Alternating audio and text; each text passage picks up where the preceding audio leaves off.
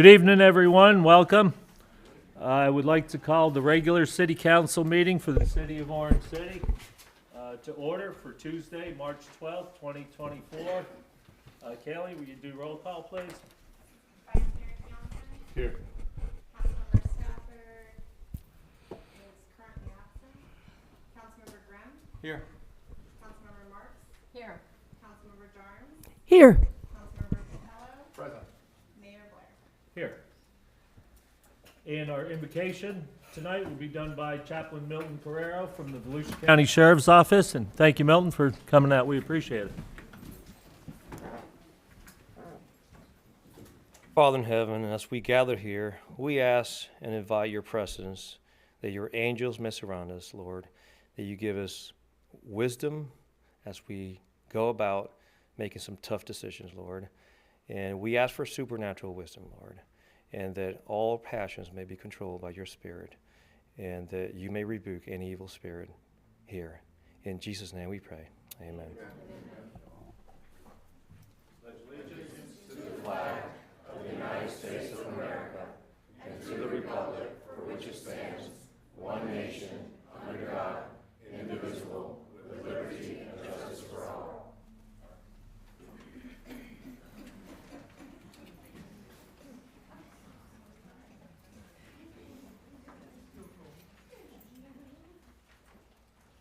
Number one is absences. 1A, shall the absence of Lisa Stafford from the February 13th, 2024 City Council meeting be excused?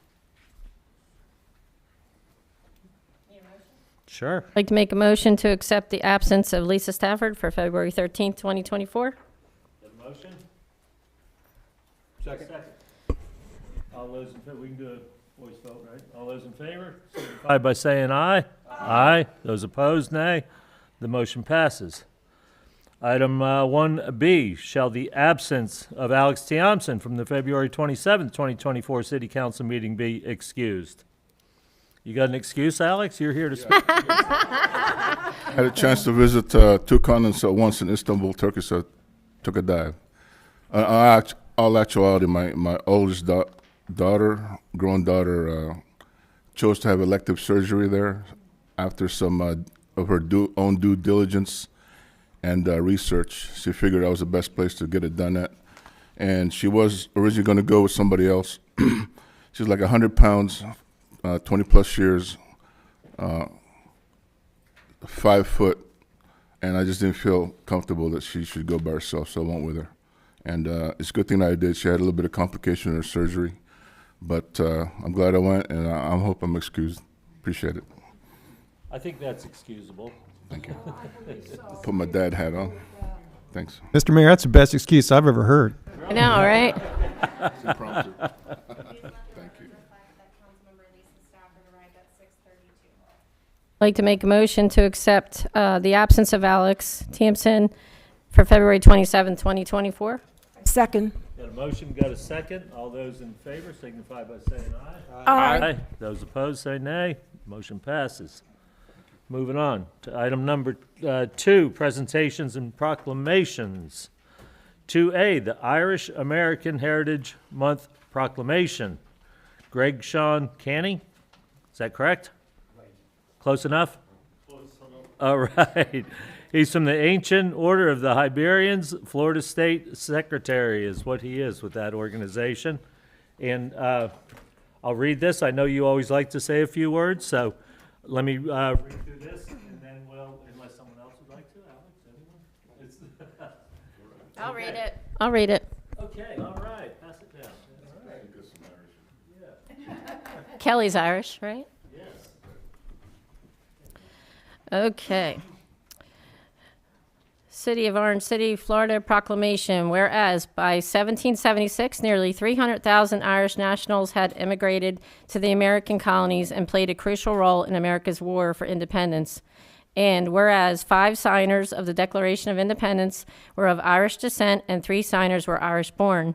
And whereas in 1792, Irish-born James Hoban provided the architectural plans for the White House and served as one of the supervising architects for the construction of the Capitol.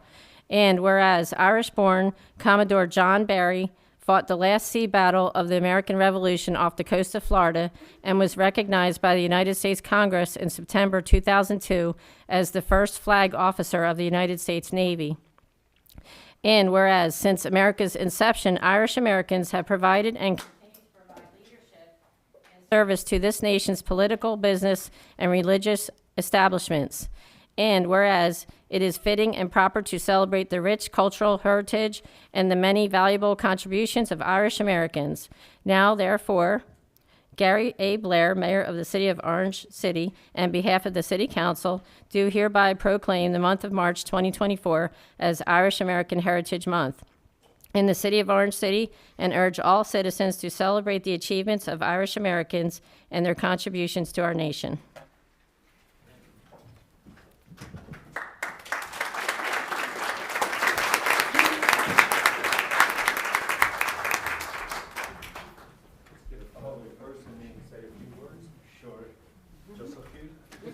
Yeah, that's why I said that specifically.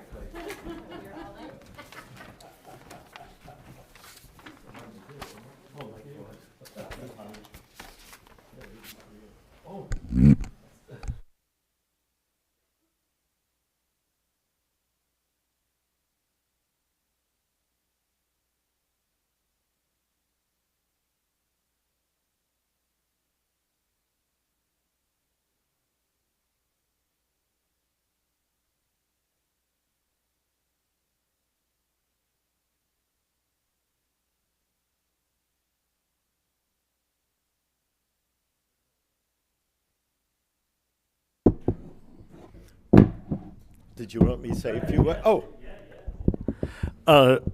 Before I begin, just to explain something, a lot of people often ask me the meaning behind our name, why Ancient Order of Hibernians. Hibernian is actually the Latin word for Irishman. Hibernia is Latin for Ireland. What most people don't realize, up until the late 1800s, most of my people, we did not speak English. We only spoke Gaeilge and Latin. And that's the reason why during the American Civil War, when so many of the Irish immigrants were coming over here, they didn't understand a bloody word of English. So they had no idea what was happening to them. And they put them into Irish brigades so that there would be someone there that would be able to communicate with them because they couldn't understand the language. But that's a little bit of who we are. And we are, believe it or not, the oldest Irish organization in the world. We actually go back to the 1500s in Ireland. Up until the late 1800s, we were known as the Ribbon Societies.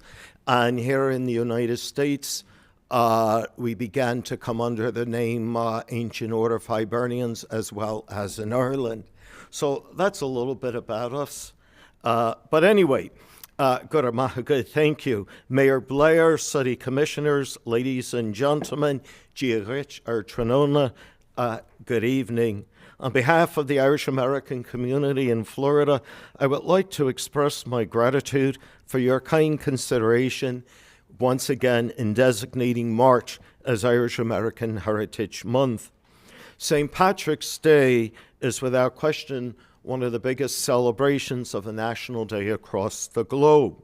Throughout American and Canadian cities, in Ireland, the United Kingdom, Germany, Norway, Denmark, Australia, New Zealand, South Korea, Japan, Nigeria, Grenada, and even on the Caribbean island of Montserrat, the only other country in the world to declare St. Patrick's Day a national holiday, people will be celebrating this occasion and proclaiming themselves Irish for the day.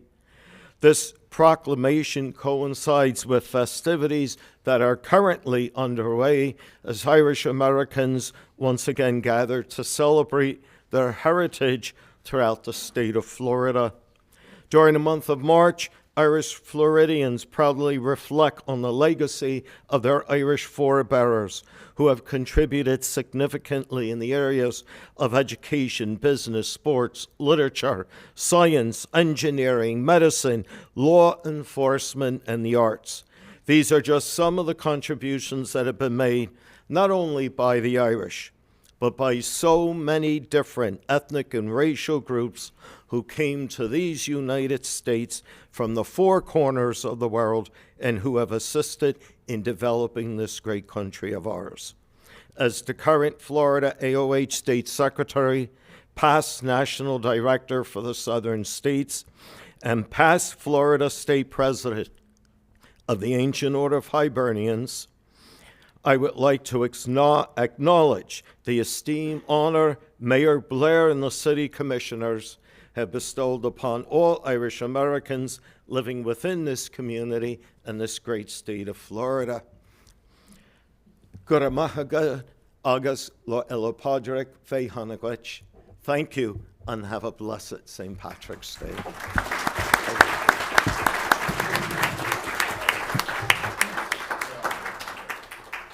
Thank you, sir. Thank you. That was great, quite informative. All right, our next proclamation is for our our Government Finance Professionals Week. And while I'm reading this, I want to call up Devlin Moore, the Finance Director, Jen High, Deputy Finance Director, David Santiago, Purchasing and Contracts Manager, Brandy Wales, Utility Billing Supervisor, Krista Hurd, Budget and Grants Analyst, and Teresa DeMaster, Customer Service Specialist. So, the City of Orange City, Florida proclamation. Whereas the Florida Government Finance Officers Association is a professional association founded in 1937 and serves more than 3,300 professionals from the state, county, city governments, school districts, colleges, universities, special districts, and private firms. And whereas the FGFOA is dedicated to being your professional resource by providing opportunities through education, networking, leadership, and information. And whereas this City Finance Professionals Week, sponsored by the FGFOA and all of its member governmental organizations, is a week-long series of activities aimed at recognizing government finance professionals and the vital services that they provide to our state and our community. And whereas during this week, government finance professionals throughout the state of Florida will be acknowledged for their hard work, dedication, and leadership. Whereas it is most appropriate that we recognize the accomplishments of the Orange City Finance Department. Now, therefore, I, Gary A. Blair, Mayor of the City of Orange City, on behalf of the City Council, do hereby recognize the week of March 18th through 22nd, 2024, as Government Finance Professionals Week, and further extend appreciation to our Orange City Finance Department and to all government finance professionals for the vital services they perform and their exemplary dedication to the communities they represent. And here witness whereof I have hereunto set my hand and caused the official seal of the City of Orange City to be affixed on this day, March 12, 2024. Gary A. Blair, Mayor. All right.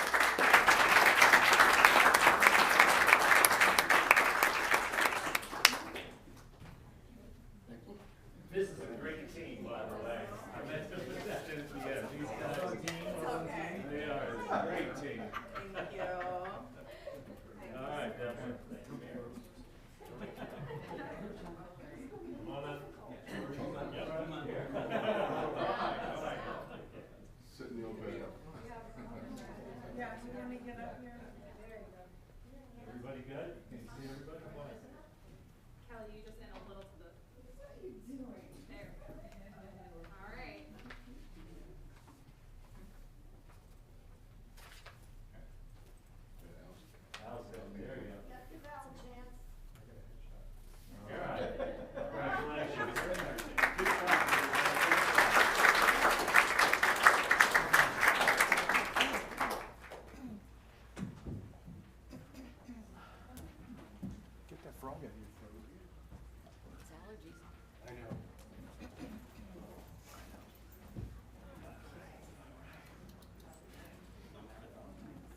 Okay, next, item 3 is citizens' comments. If you want to speak to the council, fill out one of our pinky purple forms here. And first up is Tom Idell.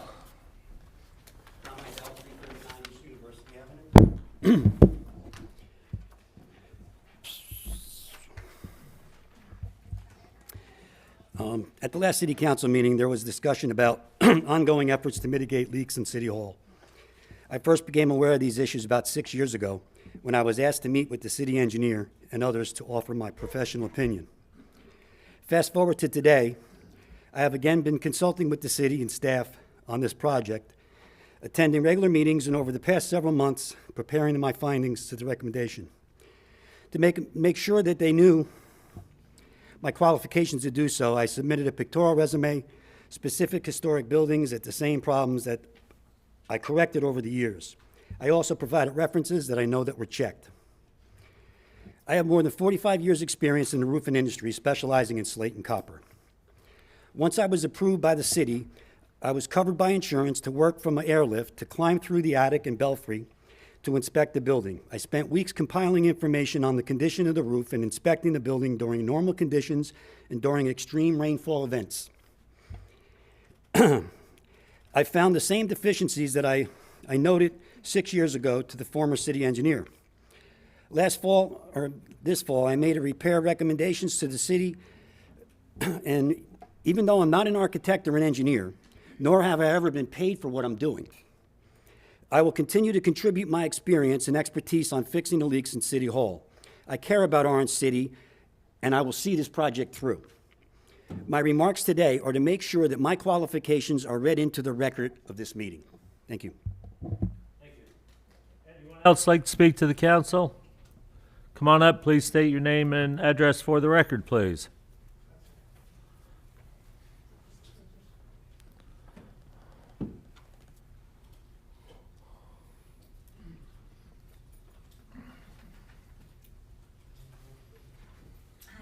My name is Susan Gesford, and I live in De Leon Springs, but I'm here for a really good, important topic. And we go to Nickel Sandwich every weekend, and it's the only place that a grandchild, a son, and a mother can spend time together.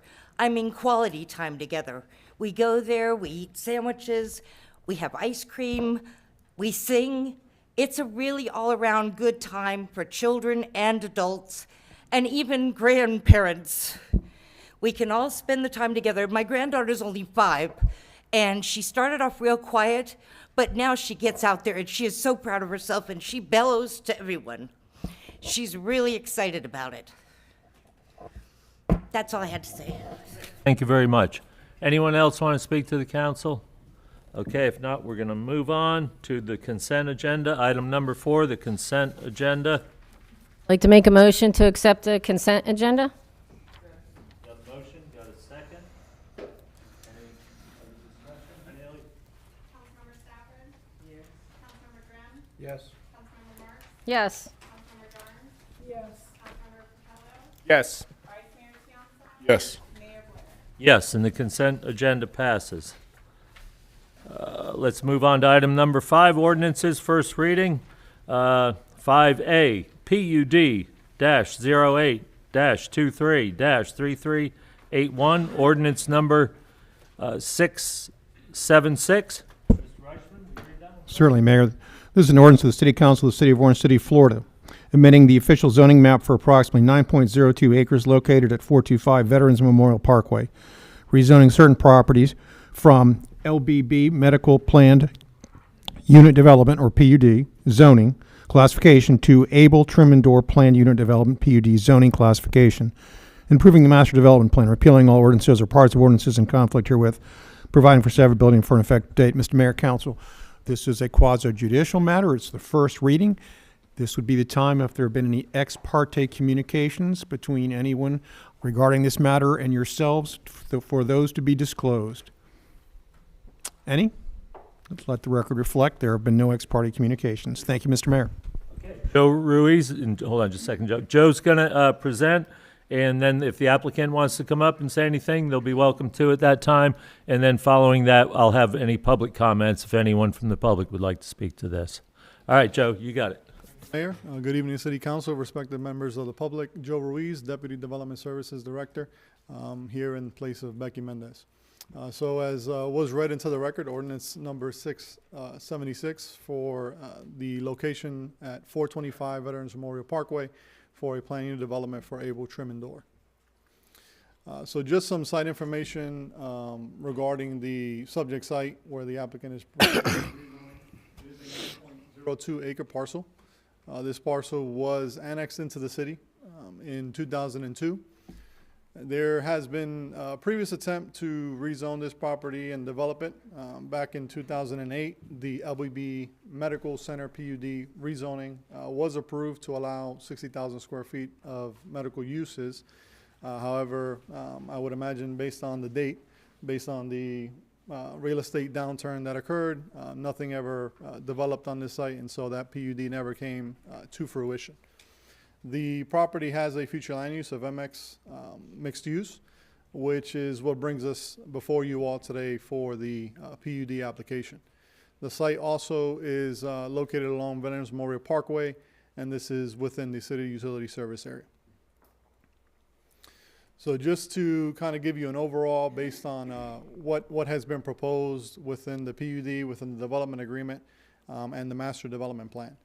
So here we have a 103,000 square foot manufacturing facility. This is for Able Trim and Door. They're currently located off of Shattuck Drive.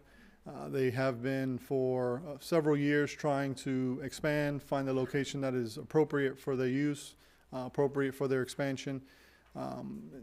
Some of you may have remembered back a year or so ago, they came in for a conditional use along 1792. That was approved. However, the applicant decided not to go through with the contract due to concerns on the property. So just to kind of revisit that, and that's kind of why we're all here with a new property that the applicant is trying to purchase and get approvals for. So the facility is for manufacturing, office, material storage, shipping and receiving, as well as a showroom for their business as they continue to expand. It is a proposed two-story building with a one-story portion that it tapers along the west side, closer to the single-family residential over there. There are two proposed full driveway accesses, one to the north and one to the south, as well as turn lanes. So we'll kind of get into the concurrency items of this project. It is considered de minimis based on the average daily trips that it will produce. However, all the way full TIA, traffic impact analysis, was not required for this project. It did go through both city and Volusia County review as it is a Volusia County right-of-way. And Volusia County did find that there were some improvements to Veterans Memorial Parkway to accommodate this use that would have to be done by the applicant, and I have a bigger diagram of the master development plan that I'll get into. So with those two full driveways, like I said, is also the turn lanes. Water and sewer service are available to this site. Reclaim currently is not available. However, within the master development plan, the applicant has proposed to put in what is known as a dry line, so essentially install the reclaim line and have it ready and available to connect once reclaim is available. So just to kind of go into the site design, so to the north here, here you have the Land O'Lakes Mobile Home Park. To the west here, you have the rural residential Pineland Court existing, or Pineland Drive existing homes. And then along across VMP here, you have MX properties essentially. So the building location shown is here along within the property on the northern side of it. They've got parking and facilities, truck turnarounds for their delivery trucks, supply trucks and things like that.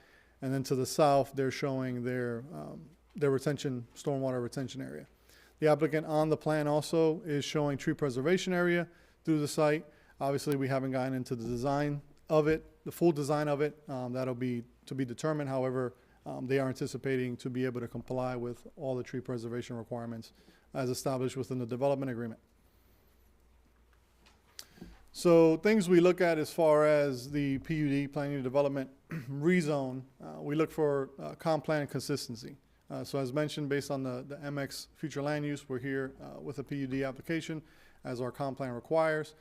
The MX designation does allow for light industrial uses, which is what the applicant, as far as manufacturing, is proposing.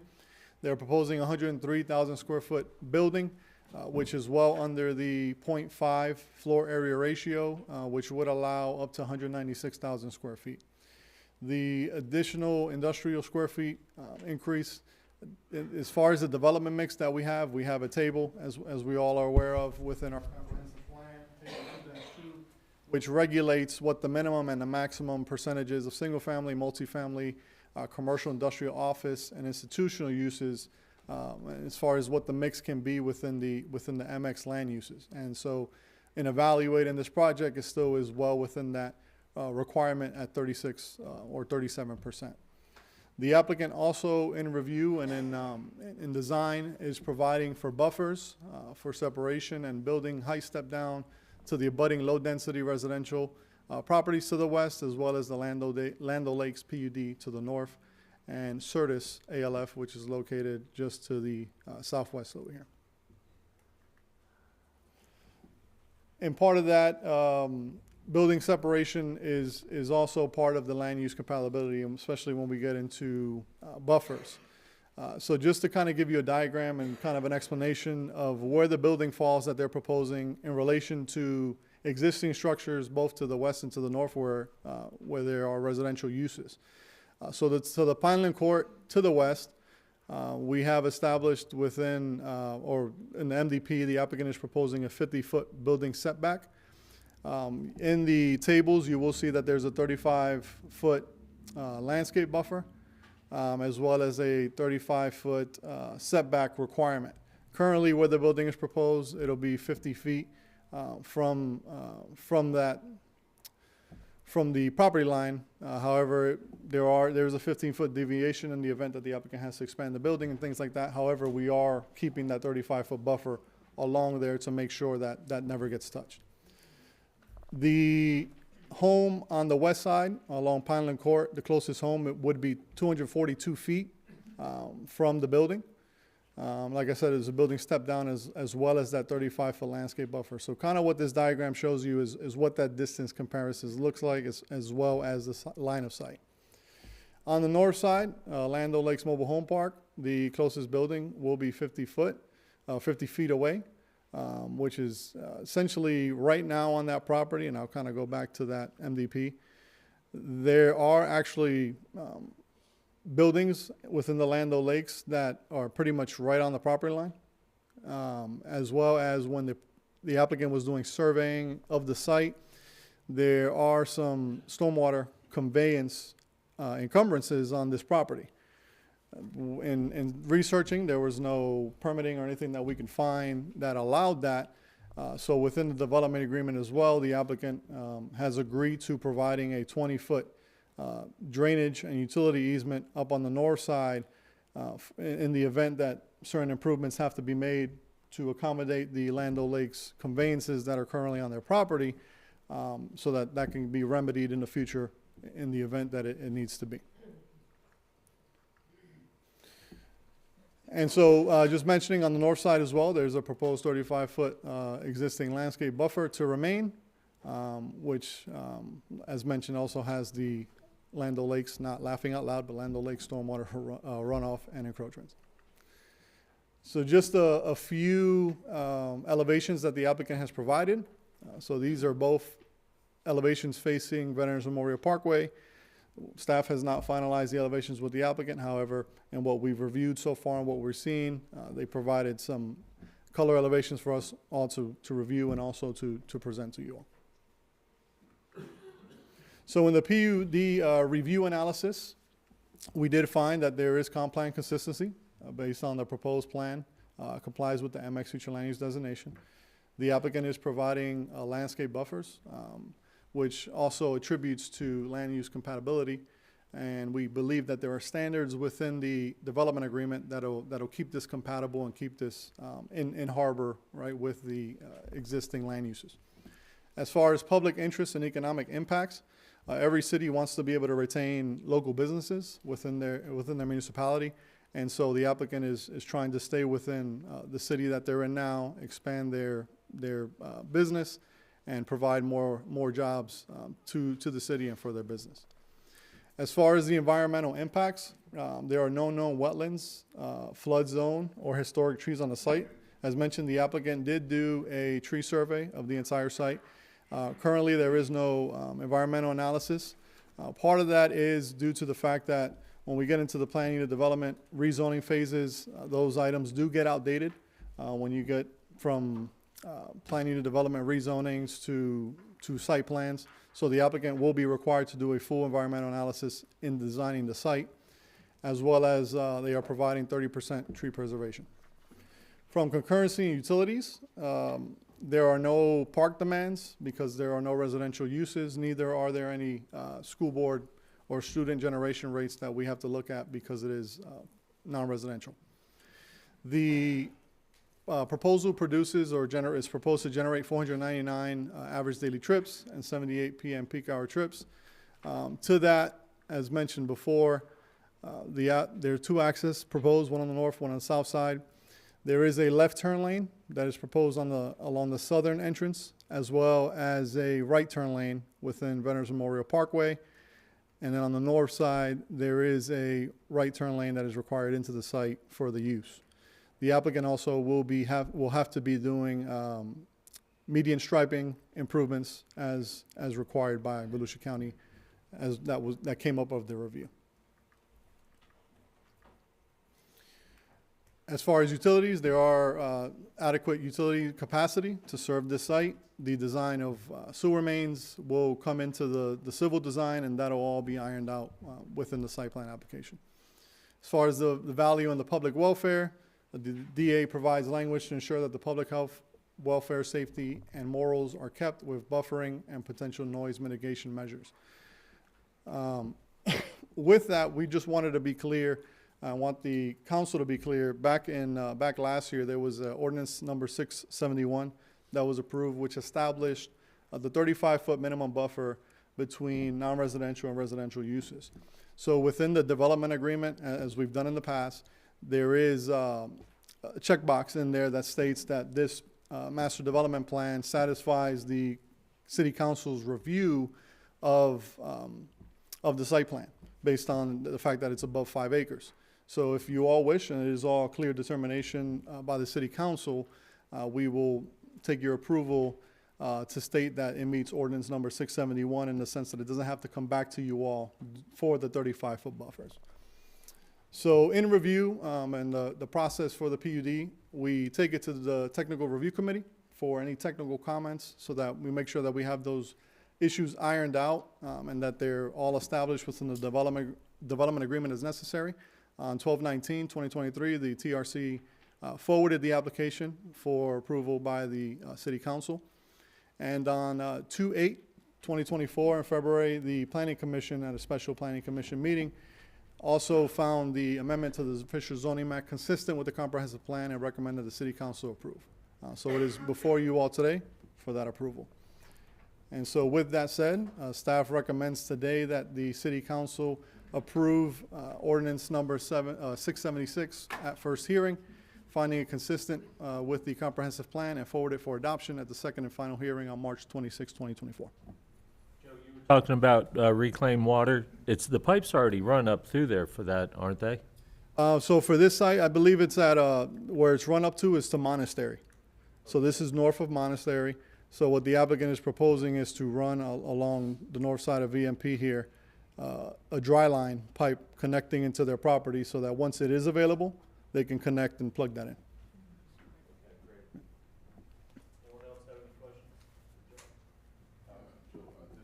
My understanding, this is a manufacturing facility. They're going to be making doors, trims in there. So I know they're bound within our codes and ordinances, but can you give us an overview of what they'll be doing? Are they going to be cutting stuff, wood outside, making noise, and would chemicals be stored in that? So it's a valid question. I don't believe necessarily chemicals, although there may be paint, ceiling, and things like that. Everything that is proposed and based on what's in the DA, everything it has to be indoors. So that'll be indoor manufacturing. So nothing should be correct. Nothing should be going outside. Yeah. Joe, it's more of an assembly plant as opposed to raw manufacturing, right? I believe so. I believe so. The applicant's here, so I'll kind of let them go into a little more detail on that, but I believe so. I live around the corner basically from Able, and I've been in my community over a dozen years. I've never heard anything. They are busy. There'd be like a dozen cars there, and it's never messy or anything like that. And they're really, to me, they give the impression that they're running it well. But as far as noise or anything like smells, nothing. Awesome. Nothing in the time that I have lived there. Gotcha. Awesome. And with the expansion of the business, we have worked with the applicant as well to put some language in there in case there were some noise issues, to be able to mitigate noise. Just because we know towards I-4 we've had issues with the Amazon trucks and whatnot. So being as trucks will be in and out of here on occasion, we also built some language in there to protect the neighboring properties from that. Would the applicant like to come up and say anything?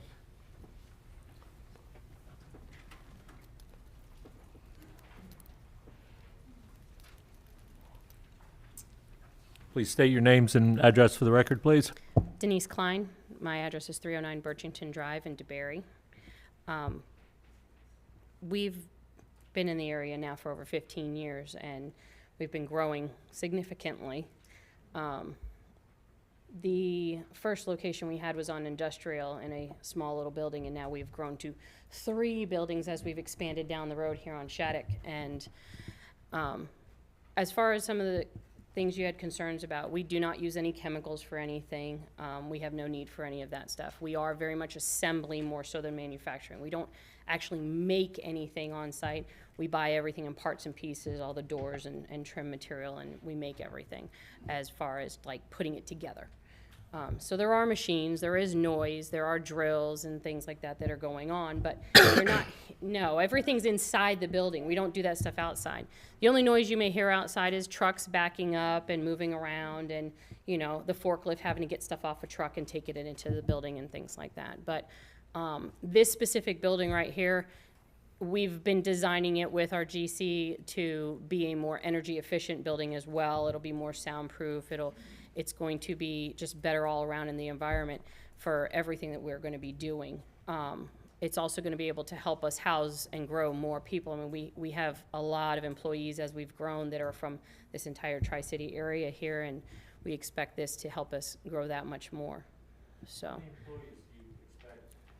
I mean, I'd say we probably, once we get into that building, I could easily use about another 20 people. Probably we'd be pushing about 80 by then. So, yes. And when we came before you guys a couple of years ago, we were probably at about maybe 35, 40 employees, and I think we've gone up about 15. So we're steadily growing. We are bursting at the seams. We try very hard to keep everything organized. Debris does try to blow around when things are windy, but we have a system in place of everybody cleaning up and keeping things organized. This is huge for us to be able to also accommodate all of our employees as we grow with the parking, because I know, like you said, there's a lot of cars over there. They're constantly around, and for us, traffic-wise, I think we addressed this previously as well, where for us being in this spot, our traffic is going to diminish significantly. Our employees, every one of them, they come, they park. The morning crew with deliveries and stuff, they come in at 5 o'clock in the morning, they jump on a truck and they're out of there and they're gone until about 9, 10 o'clock. They come back, they load back up, and sometimes we have extra deliveries. But as far as like, if you've ever been down there in a chaotic time when semis are bringing materials and dropping off loads of doors and stuff, it can get very backed up and congested on that little run because we don't have very much room for them to go around. This is going to make it so that I have those deliveries maybe once a week, not every single day. So a lot of that stuff's going to help in traffic for the whole area, and that vehicle pollution will stop too. So, but do you guys have any other questions for me about stuff? No, we don't have a need for anything like that. No. The latest we get out of there is 5, 6 o'clock in the afternoon, and that's usually the office. As far as any warehouse workers, they come in anywhere from 5 to 7 o'clock in the morning, and they're gone by 3:30.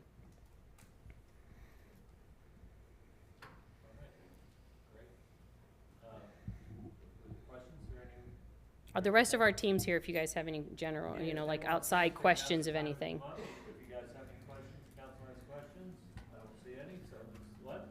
Just a quick comment, because I was wondering what was going on. I do remember the meeting from when you were planning to be on 1792. Yeah. And looking at this, not that Veterans Memorial isn't busy, but I think this would probably be a lot better for your crew to go in and out there than on 1792. Oh, yeah. I think so, too. It's like a parking lot over here now, so, I didn't know about this, I was wondering, and here it is, and, I feel very optimistic for you. Well, and the turning lanes, I think, are going to help considerably, too. We were concerned about it from even just the curvature and semis or anything having to get in and out, or our box trucks leaving safely. So it should be good. Thank you very much. Thank you. Anyone from the public want to speak to this matter? Please state your name and address for the record, please. My name's Paul Williams. I live in Deltona, Florida, not Orange City, but I have worked for the clients for the last 5 years, and they are the most hands-on and caring for their people team that I've ever worked for in my life, and this will be a great project for your city. Seem like really nice people, so. Did he need to say his address? He just said Deltona. Is that good enough? Okay. All right. Any further council discussion? All right. To make a motion? Yeah. So let's see here. You got the city council find the amendment to the official zoning map consistent with the comprehensive plan and approve ordinance number 676 at first reading and forward to March 26, 2024 city council meeting for second and final reading. Second. Motion, got a couple seconds. No further discussion. Bailey? Councilmember Graham? Yes. Councilmember Marks? Yes. Councilmember Darms? Yes. Councilmember Capello? Yes. Vice Mayor Thompson? Yes. Councilmember Stafford? Yes. Mayor Blair? Yes, and ordinance number 676 passes. Okay, let's move on to item number 6, public hearing / ordinances, second and final reading. Ordinance number 674. I think staff wants to continue that. Would this be the proper time, Mr. Reichman, to? Well, let me go ahead and read the title, and then we'll let city manager, I see she's ready and, okay, but I do need to, I know, I do need to read the title, though, just because it's been advertised. An ordinance of the City Council of the City of Orange City, Florida, establishing a certificate of appropriateness program applicable to properties located within the city's historic resource map area by amending the Code of Ordinances, Chapter 2, Article 3, Division 3, Sections 293, 294, 2100, Statement of Purpose and General Provisions, Powers and Duties of the Historic Preservation Board, and 2103, Demolitions, repealing all ordinances or parts of ordinances in conflict herewith, providing for severability, and providing for an effective date. This is a legislative matter, and this is the second reading. I believe this one has already been continued, I believe, one time before, but I know that staff wants to speak to this.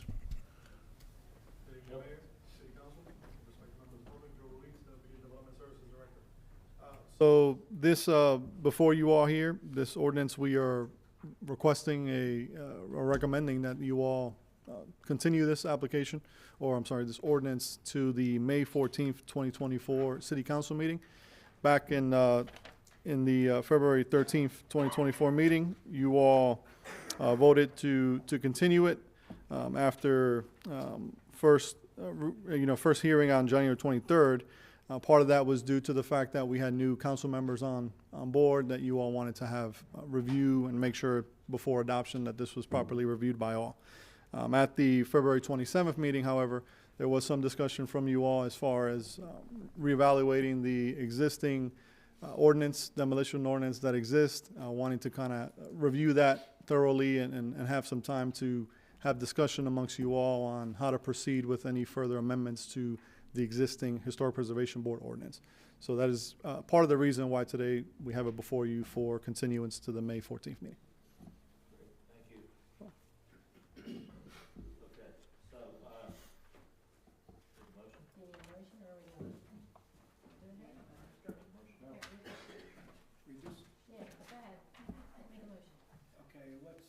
Continue with ordinance 674 to allow the city council to evaluate the existing authorities and powers granted to the Historical Preservation Board. To May May 14th. 14th. Motion to what I just read. Right. Gotcha. Let the record reflect that that motion is continue this matter to the city council meeting to be held on May 14th. Second, sorry. We need, just to open it to the public real quick. Oh, yeah, anyone from the public want to speak to this? Okay, seeing none. Taylor? Councilmember Marks? Yes. Councilmember Jarnes? Yes. Councilmember Capello? Yes. Vice Mayor Tionson? Yes. Councilmember Stafford? Councilmember Grimm? Yes. Mayor Blair? Yes, and the motion passes to move the ordinance number 674 to the May 14th meeting. Okay, 6B, ordinance number 675. Mr. Reichman, you read that one, please? Yes, Mr. Mayor, this is an ordinance of the City Council of the City of Orange, City, Florida, establishing a temporary moratorium regarding applications for affordable housing projects authorized under the Live Local Act in subsection 7 of section 166, 04151 Florida statutes for properties located within Orange City commercial, industrial, and mixed-use zoning classifications, repealing ordinances or parts of ordinances in conflict herewith, providing for severability, and providing for an effective date. Again, Mr. Mayor, legislative matter, and this is second reading. Mayor, City Council, Joe Ruiz.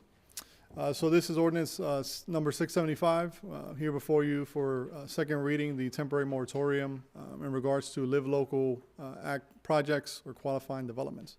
So just to keep it brief, since we're all educated on this item, the City Council approved resolution number 304-24, establishing the city's intent to establish a 6-month temporary moratorium on January 9th. And on February 27th, 2024, the City Council approved ordinance number 675. And so here we are today for a second reading and adoption.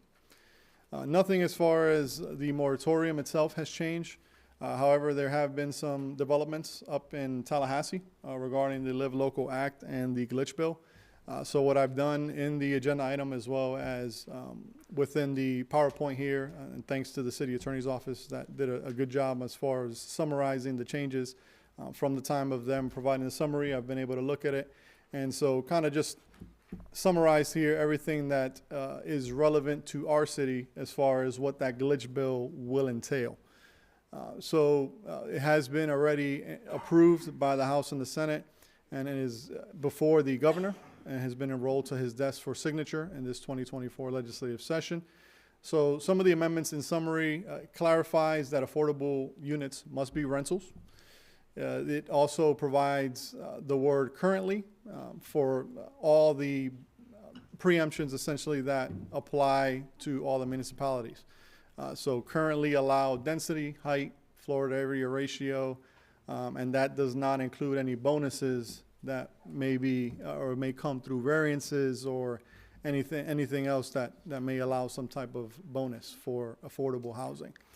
Part of that currently, as far as the way I read it, is as time goes on, if different comprehensive plan policies change and zonings change to allow more density, well then in 5 years from now, if there's 5 units allowed for a certain zoning district, well then that's that currently, and then they can add on that 5 units per acre per se. There is also a preemption of up to 150% floor area ratio that has come on and have been added to the preemptions.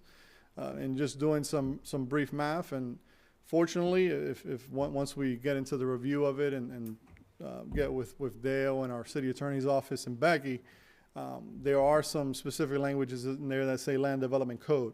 So it's specific to land development codes per se.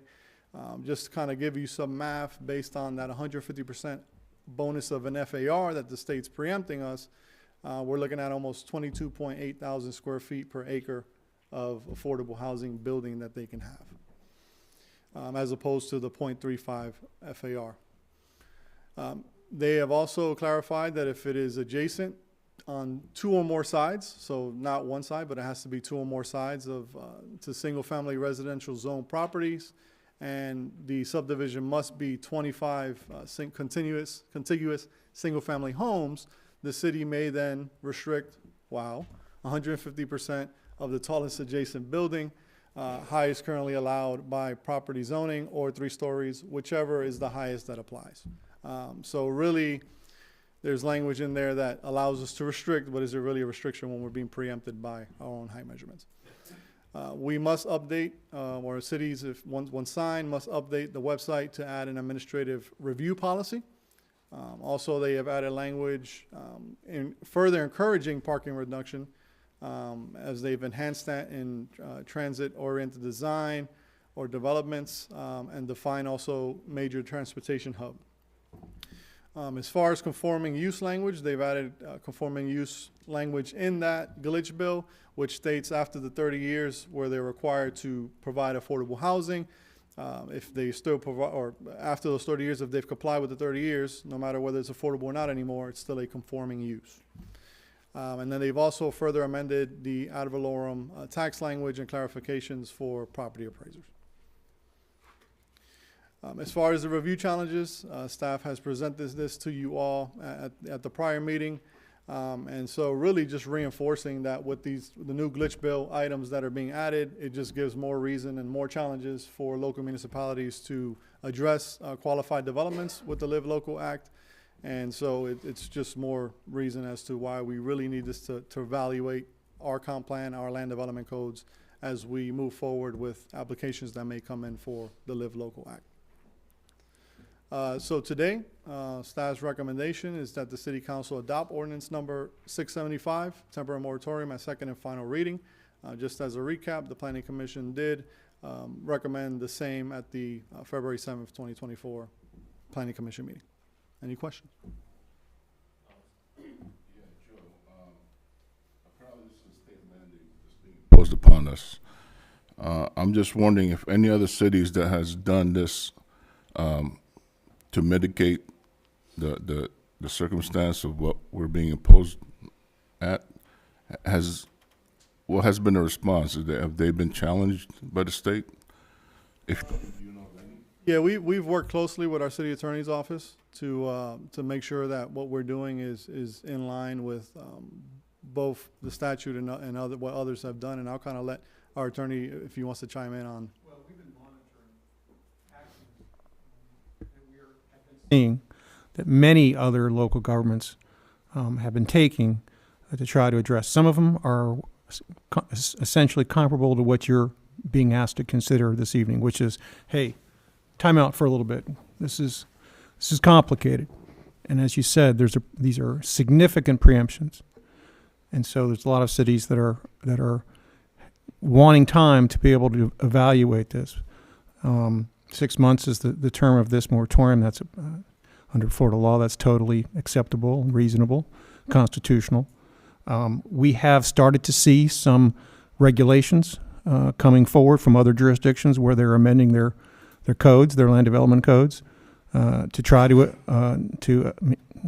work within the preemptions, or I'm not going to say get around them, but at least to fine tune their existing land development codes. We've been forwarding those to Joe and to Becky, and look forward to working with them to try to bring back to you options to find a compromise or find a way to respond to these preemptions, and at the same time try to protect those folks in Orange City that may face these types of developments coming in or being requested that already live in Orange City, and but for this preemption would otherwise be looking at potential developments that would be less dense.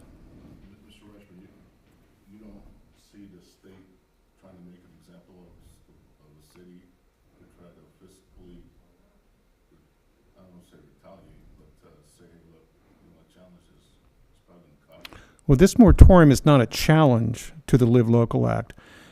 we're entitled to, under home rule, at least now, until Tallahassee says we don't have home rule. We have the right to say, okay, we're not saying we're not going to comply with the Live Local Act. We're saying we're just going to put a pause. We're going to press the pause button so that we can take a look at it, because this is a significant amount of changes, and there's a lot of terms, as is indicated in your agenda item, that could be interpreted many different ways about what is affordable housing, and what does this preemption mean, what does that preemption mean, and so on. And it's all explained in your agenda item. And then, of course, it's a moving target, because this year they came back and they added more preemptions. This one with floor area ratio, and that's big. Floor area ratio is huge as far as what providing a local government with the ability to create some sort of limitation on not just the number of units, but what that structure looks like. You know, what kind of footprint it has, and how much does it fill up the air above that footprint, and that affects the livability and the safety and the aesthetics of your communities. Anyone else have any questions? Anyone from the public want to speak on this? Okay, seeing none, I'll bring it back to the council for action. Mayor, we make a motion. I can make a motion to adopt ordinance number 675 on second and final reading. Got a motion? Got a second? Caleb? Councilmember Garnes, Yes. Councilmember Capello, Yes. Vice Mayor Tiongson, Yes. Councilmember Stafford, Yes. Councilmember Grimm, Yes. Councilmember Marks, Yes. Mayor Blair. Yes, and ordinance 675 passes. Thank you, Joe. Item number 7, resolutions. 7A, approve City of Orange City Septic to Sewer FDEP grant number WG100 amendment, and adopt budget amendment resolution number 312-24. Mr. Mayor, would you like me to read the title to Resolution 31224? If you'd like. It's totally up to you. I'm happy to do so. Do it. You always look to me whenever there's a title to be read, so here I am. So the title of the resolution number 31224, it's a resolution of the City Council of the City of Orange City, Florida, amending the annual operating budget for fiscal year 2023-2024 by adjusting revenue and expenses, repealing all resolutions or parts of resolutions in conflict with, and providing for effective date. Thank you. Good evening, Migdalia Hernandez, Public Services Director. Tonight, we are bringing to you, for your consideration, an amendment to the existing FDEP grant number WG100. And with that, we need to amend the budget because we got free money. Mayor, we got another $2.5 million in free money. So we have to amend the budget to reflect that new grant funding coming in.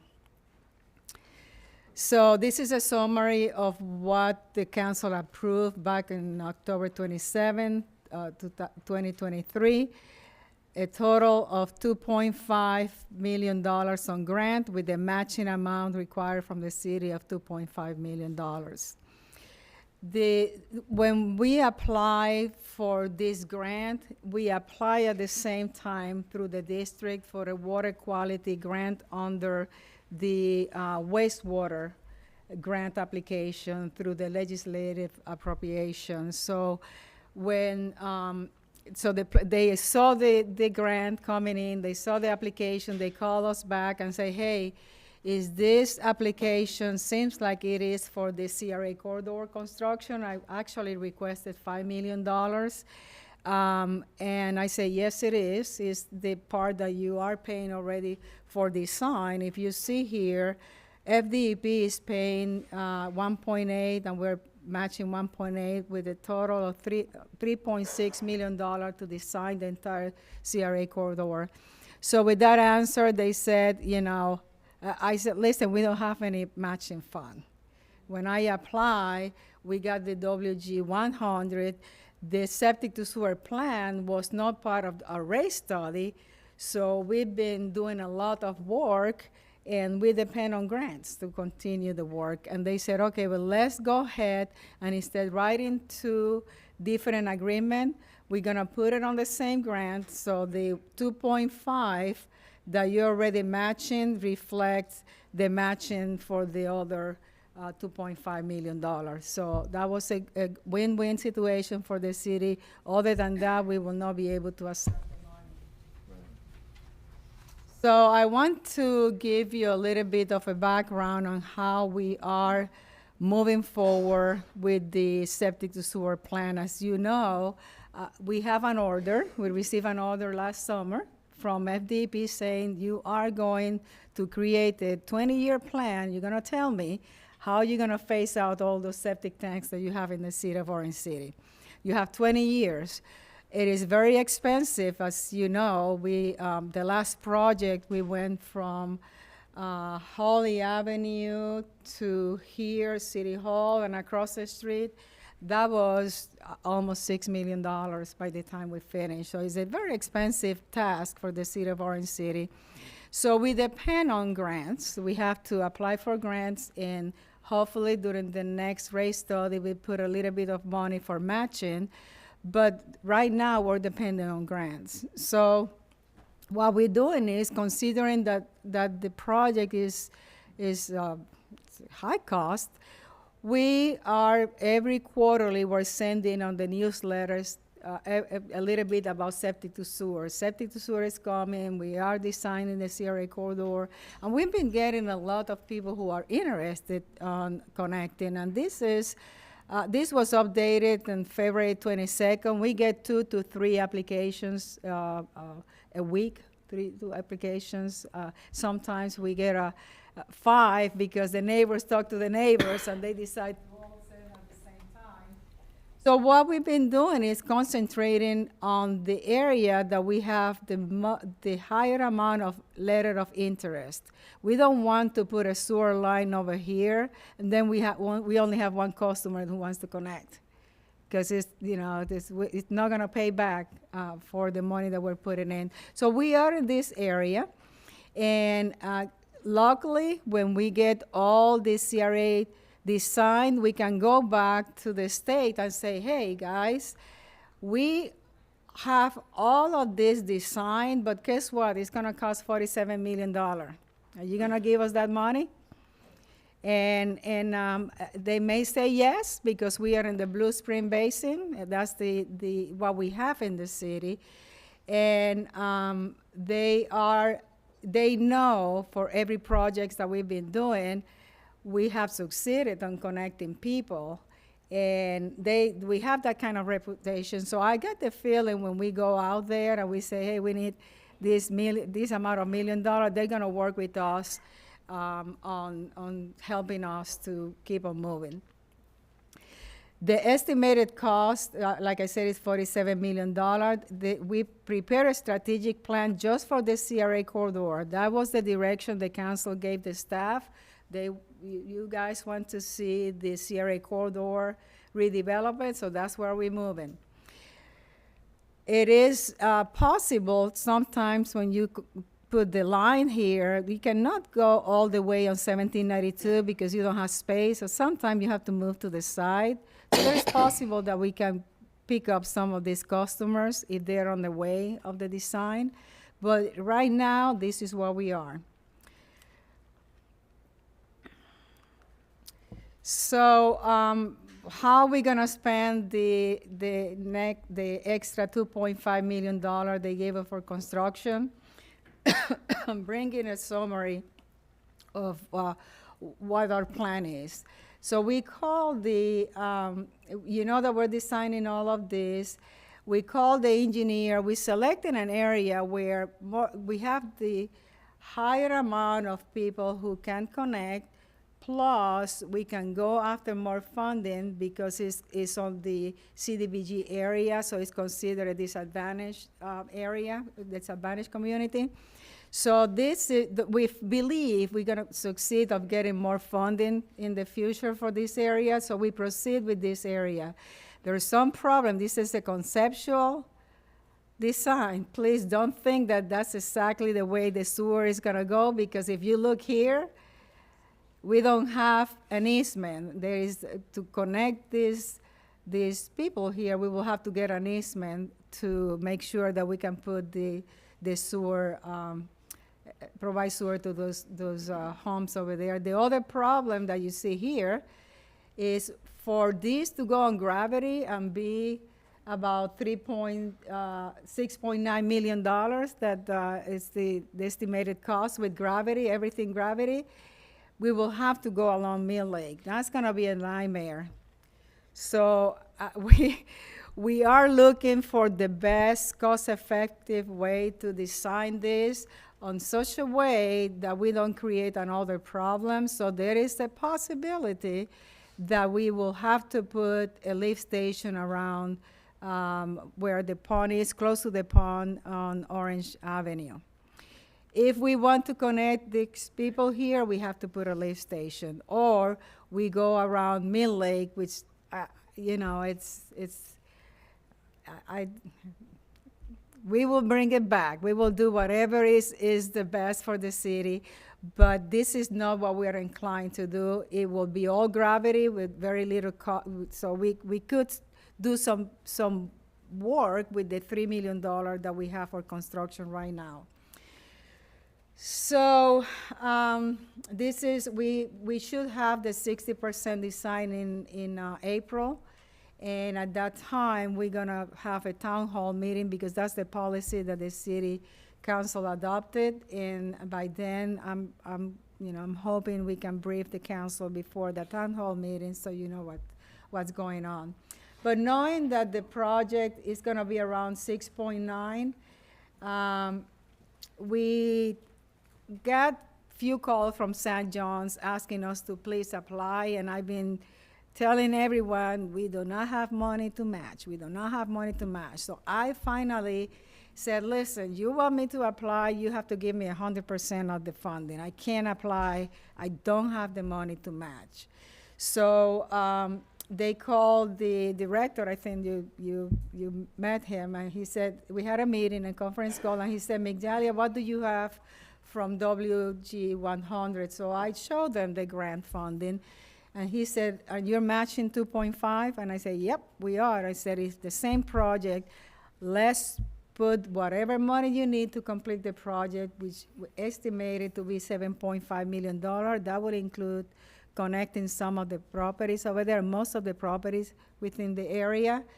And that's what we did. So I want to let you know that we are not going to be able to complete the entire project because we only have $3 million for the central sewer, and we have $600,000 for private owners, parcel owners. So we cannot go too far with that, and if we have to put a lift station, that is about $500,000 just for a lift station. So we cannot go that far. So here we are asking for more money after we said we were not going to ask for more money for a while until we do a salary study, but the district wanted us to do it, and I think that you have the city of Orange City have good reputation with the district, and that's the reason they keep calling us, because they know when we start a project, we finish, and we finish on time. So we don't want to lose that. If they ask us to apply, we apply with the thought that we're not going to put a penny to any matching. The process for them is going to be, they are going to select the projects that they are going to recommend to FDEP. The district no longer is getting money from the state to give away on grants. Right now, they are just getting the application, rating them, and provide those the ones that they think they're the best project, provide them to FDEP for funding. Any questions on this slide? The other thing that we're doing, I forgot, is we had a meeting with the school. And they were proposing to put a force main along University, which is not good for other people to connect. And as you saw on the previous slide, we had a lot of people in University that want to connect. So we talked to them. I said, listen, we really don't want that line to go, a force main to go University. The reason they're going force main is because the cost, all that concrete that is there is very expensive to replace and put manholes and all that stuff. They don't want to do that. they said, okay, so if you have a gravity line, we can go with you. So we said, sure, we have a gravity line there. The money that you're going to put to the sewer line, force main along the university, just cost share with us the construction. So it may be that we can bring a little bit more than $3 million for the construction. So we are talking to them and negotiating. They like the idea. So with that, our recommendation is to approve Exhibit 2, the FDP agreement number WG100 amendment, authorize the city manager to execute the amended WG100 agreement, and approve the budget amendment resolution number 312-24. So if you can read those 3 bullets for the approval, that will be great. Any questions? Elliot, and this is a compliment to you. When I talked to the regional director, Mark, I believe his name is, he speaks so highly of you, and I think that's why they call you all the time. And he tells me when they're traveling around the state and, you know, parts of the region here, of our region, they use us and what you have done as an example to other cities on how things should be done. So that speaks volumes for you, and I thank you very much. I appreciate it. I have to tell you, I have a good team. I cannot take all the credit by myself. So I have in Public Works, Public Services, I have great staff helping me with all this project. There's no way I can do this by myself. So I just want to pass the thanks to the staff. Yeah. Thank you, but I appreciate it, yeah. Great reputation. That's what I'm saying, and it's the city reputation too. So I just don't want you guys, when they ask us to apply, we don't want, if they insist, we should do it and just tell them the constraints, yeah. Anyone have any questions for the county? I just want to second the mayor's comment that we appreciate what you've done, your expertise on this matter. Thank you. Basically, based on the synopsis, is that we got to front money to get money. Mm-hmm. And then later on, we can apply for more grants with a stipulation of no matching. No matching for now, until we do the rate study, which is on the way. We selected the consultant, but it's gonna take a little bit. It's gonna be a very complicated budget. We have a lot of emerging issues on water quality, and we don't want to rush, so it's gonna take some time to do the rate study, and as such, we cannot do any more matching for now. Yeah. I want everyone to realize that, not having matching funds is really tremendous at this juncture. Mm-hmm. I suspect as we get closer and closer to that 20-year deadline going throughout Florida and basins, money's going to get tighter and tighter, and that we will not be able to bring home 100% grant match, only because other cities will be looking for it too. So I think, right now, while we've got the opportunity, we should take advantage of it, but I don't want you to think that's going to be the status quo, because I suspect that the resource becomes more and more scarce. The competition and the need to provide match will increase. All right, any further questions? Anyone from the public want to speak on this? Seeing none, I'll bring it back to the council for execute one, Bill, three, or just one? I think one's fine. It's set up pretty in a straightforward manner right here on your agenda. Great.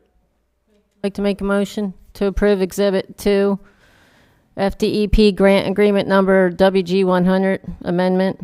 Authorize the city manager to execute the amended WG100 agreement and approve budget amendment resolution number 312-24. Thank you. Thank you. Motion, got a second? Caleb? Councilmember Mello? Yes. Vice Mayor Tionson? Yes. Councilmember Stafford? Yes. Councilmember Graham? Yes. Councilmember March? Yes.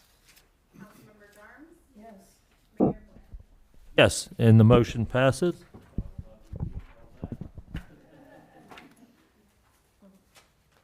Okay, let's move on to 7B, City clerk compensation analysis and adoption of resolution 313-24. Before we start on this, I just want to say something.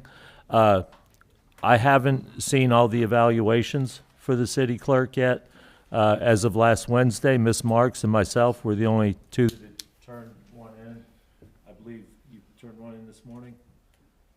So I don't feel that we should really move forward with this. I would like to continue this if it's council's desire to a meeting, either the next meeting or the meeting after. I find it hard to deal with it when I don't have the information in front of me on her performance. And, you know, those of you who didn't turn in your evaluation, it's part of your job to do so. So that's all I'm going to say on that. I'm not going to chastise you any further on that, but. Just for a point of clarity, were you expecting the brand-new council members to turn in? No, ma'am. No. And I, thank you. I meant to include that. You guys are off the hook. But, you know, the existing council members should have done that evaluation was put out a couple months ago, right? It was put out for the month of January per the clerk's contract. So if you want to go through with it tonight, fine. I probably won't be in support of it. Or if someone wants to make a motion to continue, I'll entertain that. Can I make a comment real quick? Yes, ma'am. I know that we need to fill out the evaluations, but I think that a little bit of discussion could determine whether she, I don't want to say deserves, that's not the right word, but, you know, to make the decision for her to go to a higher salary. I think we all know what her performance has been. We just haven't filled it out yet, so I think we can make the decision on what we know. And what we turn into her is just a separate thing, just a suggestion. I like to know how everybody stands with an written evaluation that we can study it and look at. I would hate for the public to come back at us and say, hey, you gave her a sizable increase. What did you base that on? And if I say, well, just. Yeah, I just thought this was discussion about that, so that's why I said that. I want to own up to the fact that that's a pending to do, and it's in my folder right here. So I need to get that done, and I'm okay with tabling it if that's fine, because we got it on the agenda. So I'm fine with it. It's up to the council, the rest of the council. Okay, I'd like to make a motion to table it, bring it to a further agenda, once everybody gets a chance to turn in their evaluations. You want to make it date specific or? Depends on who's making the agendas, right? I can, once I get all the evaluations submitted into our office, I can agenda this. And distribute them to the council. Sure. So at the city manager's discretion. Okay, so Bill, how do we proceed? Can we do Yeah. a motion? Need a second? Need a second, the voice vote will work? Yes. Need a second first. Got a motion? Okay, we got a motion, got a second. All those in favor of the motion, signify by saying aye. Aye. Those opposed, say nay. All right, the motion passes, and we will talk about this at a later date. Okay, let's move on to item number 8, discussion and action. 8A, consideration of sponsorship request, Orange City Elementary PTA Road Runner Race 5K Run/Walk. Maddie McAllister. Good evening. Maddie McAllister, Public Information Officer, here to present a request from the Orange City Elementary PTA for the Road Race 5K Run Walk. So we received a sponsorship request for this event. I just wanted to go over the event a little bit in detail with you guys. You know what the event is entailing. The Orange City Elementary PTA is going to be hosting this event. It is essentially a 5K run walk. The event is to take place on March 16th, which is this weekend. Starting at 7:30, it's going to start at the elementary school, and it will encompass a lap around Mill Lake Park. The participation fee, so the registration fee, will range anywhere between $15 to $25 depending on age. I believe $15 for children, $25 for adults. And the flyer associated with the event indicates that the funds will be used to support the recess equipment and other school events as well. And then the website indicates that all participants will get a t-shirt and all of the finishers of the event will receive a medal. So that's what we know about the event. The application information, so all applicants are required to fill out the application. And so they said that approximately 200 people will be attending. The event has taken place for 2 years prior, so this will be the third year. And we were notified that 3 additional sponsors will also be participating in this event. The total event budget will be $5,500. And they did request a special event permit to utilize Mill Lake Park, and that was submitted the end of December 28th. We called the sponsorship committee together, and we all filled out the cards that are judging the alignment with the city's strategic plan. The sponsorship committee is made up of 5 people, myself included, and the event is 80% aligned with the city's strategic plan. So pretty aligned, I would say.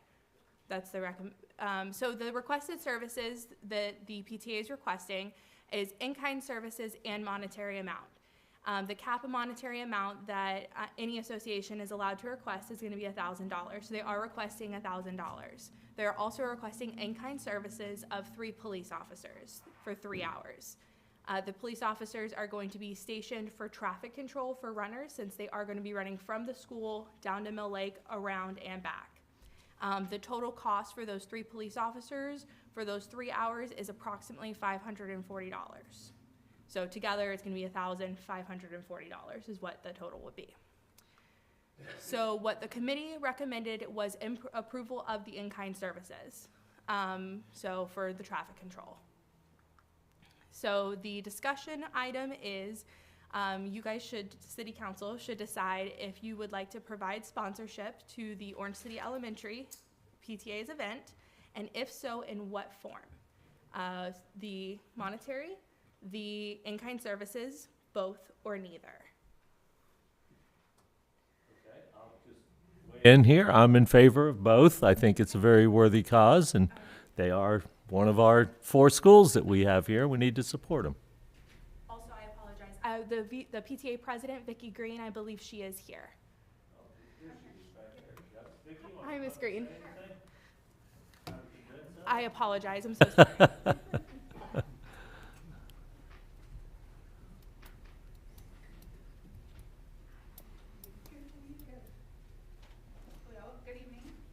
Pull your mic down a little bit so because they record it and then. Thanks. Vertically challenged here, so I apologize. Good evening, everybody. Thank you for having me. I am the president of the Orange City PTA. I've been the running president for 2 years and was on the board prior to that also.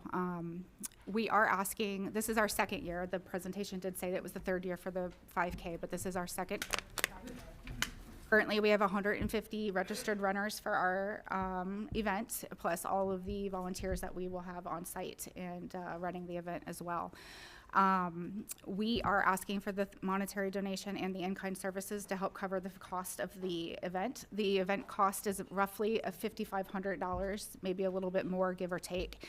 And with I'm looking up my notes here, we have sponsors of $2,000 currently.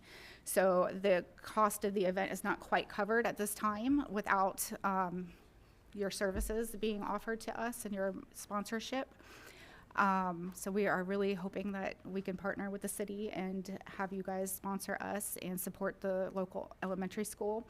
You know that Orange City is going through the construction. They had their playground taken down, and the students at the school don't really have any areas or any equipment to play with. So our focus for our profits this year are going to go towards recess equipment for the students.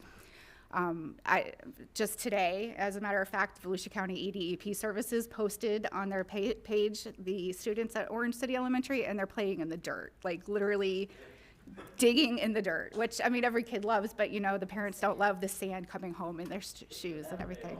Done that Yeah. over there now? Well, yes, that's true. Yeah, they really did. But, you know, it's some balls or hula hoops or something to keep them active and everything. So we are hoping that the monetary funds are also approved. We do have several more sponsors, but I mentioned that the total cost of the sponsorships that we have is $2,050.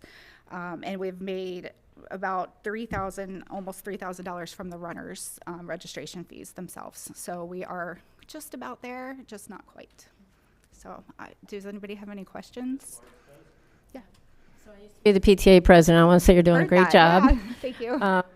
And this 5K is also a fundraiser for you for the equipment. So one of my questions was, obviously they're going to tear down the school and rebuild it. Are they going to rebuild the playground so you wouldn't have to pay for that? Well, I would think they would, right? They don't have it in the plans currently. Oh, The last okay. plans that were currently shared with the public don't have an actual playground in them. I'm hopeful that the school board would not overlook that at some point. We are looking to buy equipment that's fairly durable, but isn't necessarily a playground itself. Something that's movable, because they are, right now they have the portable city, and they're gonna have to be flexible in the areas that they play in. When they come back from spring break on April 1st, half of their campus will be unusable, including the pavilion and all the grassy areas on that side of the school. So they really are gonna be very limited to small grassy knolls along the school. So even if they had balls to play with, or hula hoops, or So it's important to frisbees, say or- that the PTA actually funds a lot of things for the kids in the school. You know, Gary, it's real important that they do these things, so I'm in favor of it. Anyone else?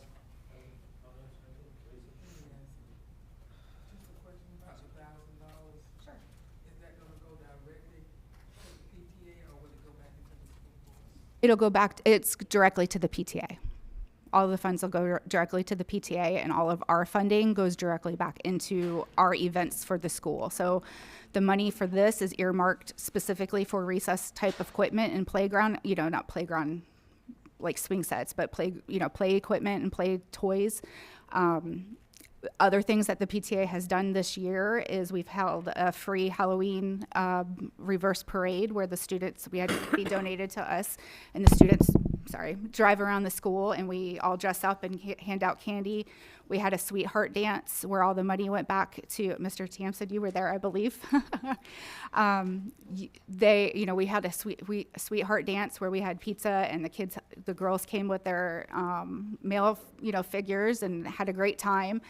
We do some things for the teachers too, to help keep the teachers on track and help them promote them and try to keep their spirits lifted, because their job is hard. I mean, they deal with us as parents, and they deal with the students, and they deal with administration and everything. So we really do try to make a community out of our school, and really put everything back into them specifically. And they had to watch Alex dance, right? We did. His granddaughter was adorable.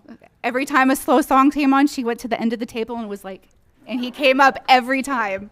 I saw that every time. I loved it. It didn't go unnoticed. Thank you. That's great. And Alexis Rohr was here. She was, here, yes. And I volunteered to, hand out water or whatever around Nice. Mill Lake. So I'm going to encourage my fellow council members to volunteer to, do one of the stations or. Yeah, she said you were going to be our special guest, so that's great. Thank you. Else from the public want to speak on this? Seeing none. Council, what do you want to do? Motion? Yep. I'd like to make a motion that the Sponsorship Review Committee recommend approval of in-kind service based off of the existing budget provided by Orange City Elementary PTA, that we approve it. Got a motion. Got a second? Yes, ma'am. I'd like to just point out that's a recommendation for in-kind services only. If you'd like to recommend both. Okay, all right, thank you. Thank you. Understanding of the motion is that that you're going to approve the in-kind as well as the $1,000. And that is the motion, which needs a second. I'm sorry, It got a second. You got a second, yes. Yep. Okay, so we're good. Councilmember Stafford? Councilmember Graham? Yes. Councilmember Marks? Yes. Councilmember Darnes? Yes. Councilmember Patella? Yes. Vice Mayor Thompson? Yes. Mayor Blair? Yes, and the motion passes. How can you say no to kids, right? Okay, 8B, special event application to allow a weekly family karaoke night located at 475 South Volusia Avenue for an indefinite amount of time. That would be me, Yes, ma'am. Dale Arrington, city manager. Our code allows owners of property or businesses to apply to do things that are not listed in either their principal permitted uses, their special exceptions, or their conditional uses. Most of the time, these are things that fall outside of the normal range of uses that are allowed on their property. For example, we only allow outdoor entertainment in very few places that have acreage tracts associated with them without having to go through a special event process.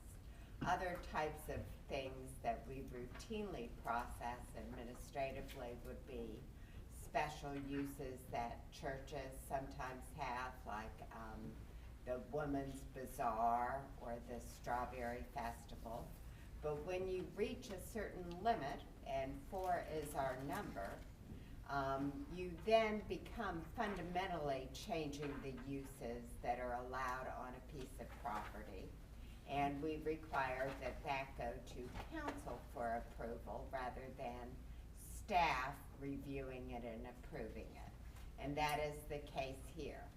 Outdoor entertainment, depending on where you're located, could have a tremendous impact on the neighboring properties, or it could have a minimal impact, you know, all dependent on your location. So on this particular piece of property, we've received the application from Knuckle Sandwiches to do outdoor karaoke for a year long every Friday night. And we reviewed it, and we have recommended approval of this application for a trial period. The permit application that we're recommending comes with a number of conditions that we have recommended, most of which are going to be easy for them to address because they stated that they would do so or agree to do so. Even though they ask that it be forever, staff at this time feels it would be most appropriate to grant it for March 15th through March 19th with an automatic coming back to council for a renewal. And that's because we lowered some of our requested threshold things that we wanted them to do, thinking that 30 to 60 people is not too many. Let's not bring the porta potties on site. Let's give them a chance to see if the agreements with the surrounding property owners will work. And staff also had concerns about crossing the street, particularly at nighttime, but because it's Blue Spring and because there is a light with a crosswalk, we thought it would be, you know, grown-ups hopefully will follow the rules and do, you know, obey everything. We thought we would just test it out. So if approved, staff will be going to karaoke nights to make sure that, on the clock, mind you, to make Not to sing, I hope. Hope not to. You know, to make sure that everything's going okay. So at this point, we are looking at a limited basis, and we would be bringing it back to you for an autumn, if all goes well, for an approval on July 23rd. Third was that the owner of the property still has to submit their hold harmless a statement indemnifying the city because this is an unusual use. It's our understanding that the owner of the property is out of town, and we are to receive that later this week.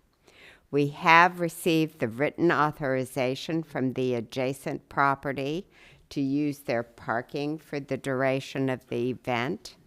We are asking that parking be limited to the subject property and the property located to the north, where they have made arrangements for that to occur. We are requesting that the event be limited to a maximum of 60 patrons. Not that we're going to go out there and count, but it's a small property. And if for some reason he's popular beyond wildest demand, like 600 patrons, this site is not going to work. So the patron area should be limited to what's inside the building and underneath the awning. No elements of the event may be set up to the east of the business sign, between the sign and the sidewalk and the road. That's for safety concerns. And we're asking that the outdoor music cease at 11 p.m. and that they follow our noise ordinance, which limits it at 80 decibels measured at the property line. So, you know, with all of that, and I believe he's indicated he will follow those rules, we're recommending approval. Okay. You had said 3/15 to 3/19. I think you meant July 19th, right?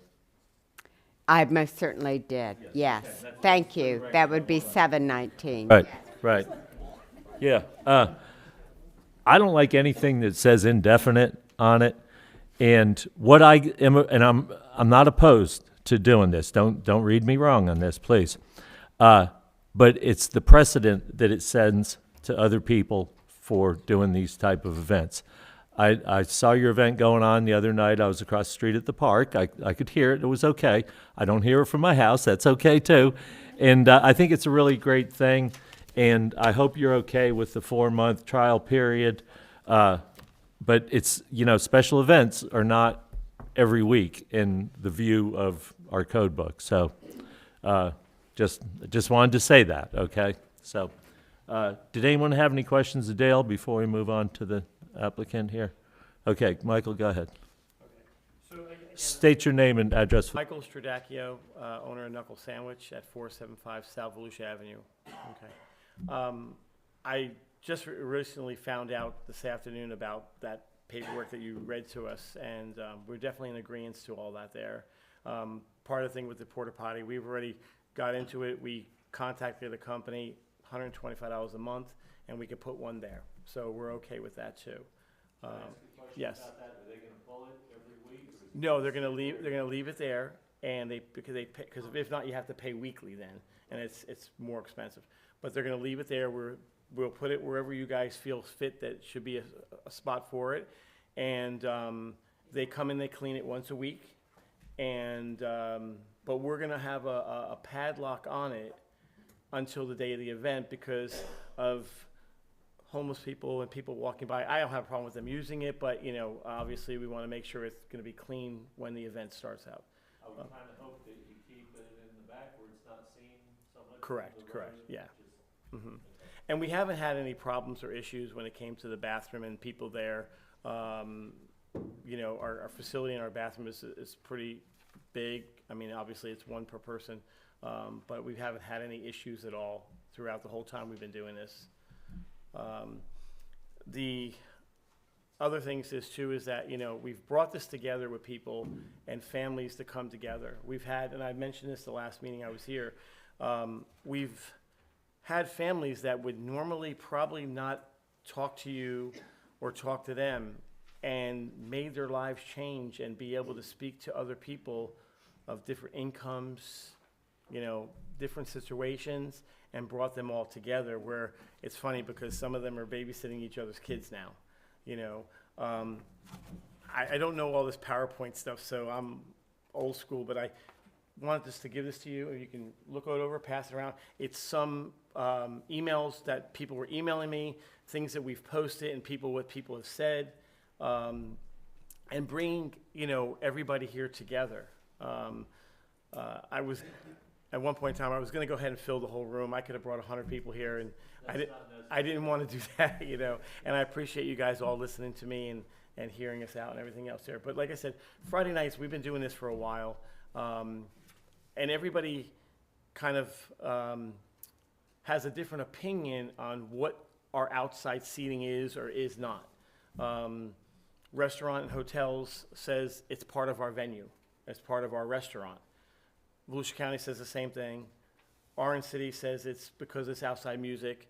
And, you know, so coming together with everybody here is going to make a big difference. We do that. Things that we do for the community, like Christmas and Thanksgiving, feeding everybody for free. And, you know, just this Christmas alone, we gave away over $10,000 worth of toys. We were able to help 76 families, more than 5 kids, and they all got 5 to 6 toys apiece. Wow. Fed them and helped whatever we could do. Thanksgiving did the same thing, fed 289 people, you know. And we've been doing this here, me and my good friend Mike, we started doing this in front of my house on Normandy. I lived right down the street from Amazon. And we would close Normandy Boulevard one street with cones, and we would post, and cars during COVID would come and pull up with 4 or 5 people in there, and we fed everybody. Not just a little bit. They got turkey, mashed potatoes, green beans, casserole, drinks, and pie. And we fed hundreds of people in front of my house every holiday. During COVID, we did it every month. Once a month, we fed everybody. So when we got this place, it was a bigger standpoint to us to be able to help more people throughout the year that need help. When we set up in front of there and we started doing all this here and being able to help more people, it was good. When we started doing the family karaoke, it was small. You know, we had 4 or 5 people show up every week, and one little girl was singing 10 times that night, you know? And we kind of adjusted it and made it right, where now we have families there. Their kids are playing hopscotch and cornhole, and they're dancing and they're singing, and we have kids that went to school and were afraid to talk in front of school, in front of their class, now raising their hand and going, and I talk first. And this is all because of, the one child was like, I sing karaoke, I can do this, you know? Sure. So, again, I appreciate the time that you see, you know, be able to hear from me. Here's a picture that we hang in our restaurant. And it's all people that come to our deli every week and every day and eat. And we put a collage together, and we change it every month. Santa Claus comes Every week? Wow. Not every week, but he It's came a long during Bike Week too, you know? I mean, they come there and there's a lot of love that goes on throughout there, you know? And if you haven't stopped by, I would love for you guys to stop by. Come by on Friday night and sing a song. If you don't want to sing, just listen and just watch. If you see some of the pictures that are inside that there, none of it's made up. It's all what happens every Friday night. Things that people say, you know, it's all comes from the heart. So, Michael, we realize, we realize that you're a great community member and you give back an awful lot, and we appreciate that. Are you done saying what you were going to? Okay. you guys will hear us, you know, make it longer if this, you know, once we go through the probation period. Well, we'll cross that bridge when we come to it. Is there anyone else that wants to speak on this? And if you do, please don't be redundant. We've got the general gist of what you want to do over there. So come on up. No, ma'am, you got to come up here and speak into the mic and state your name and address for the record, please.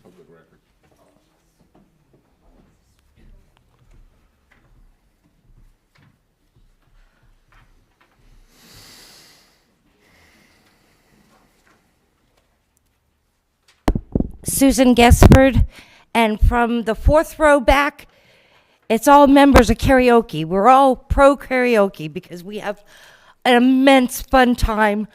Children, son, grandchild, grandparents, anyone of any age comes and sings.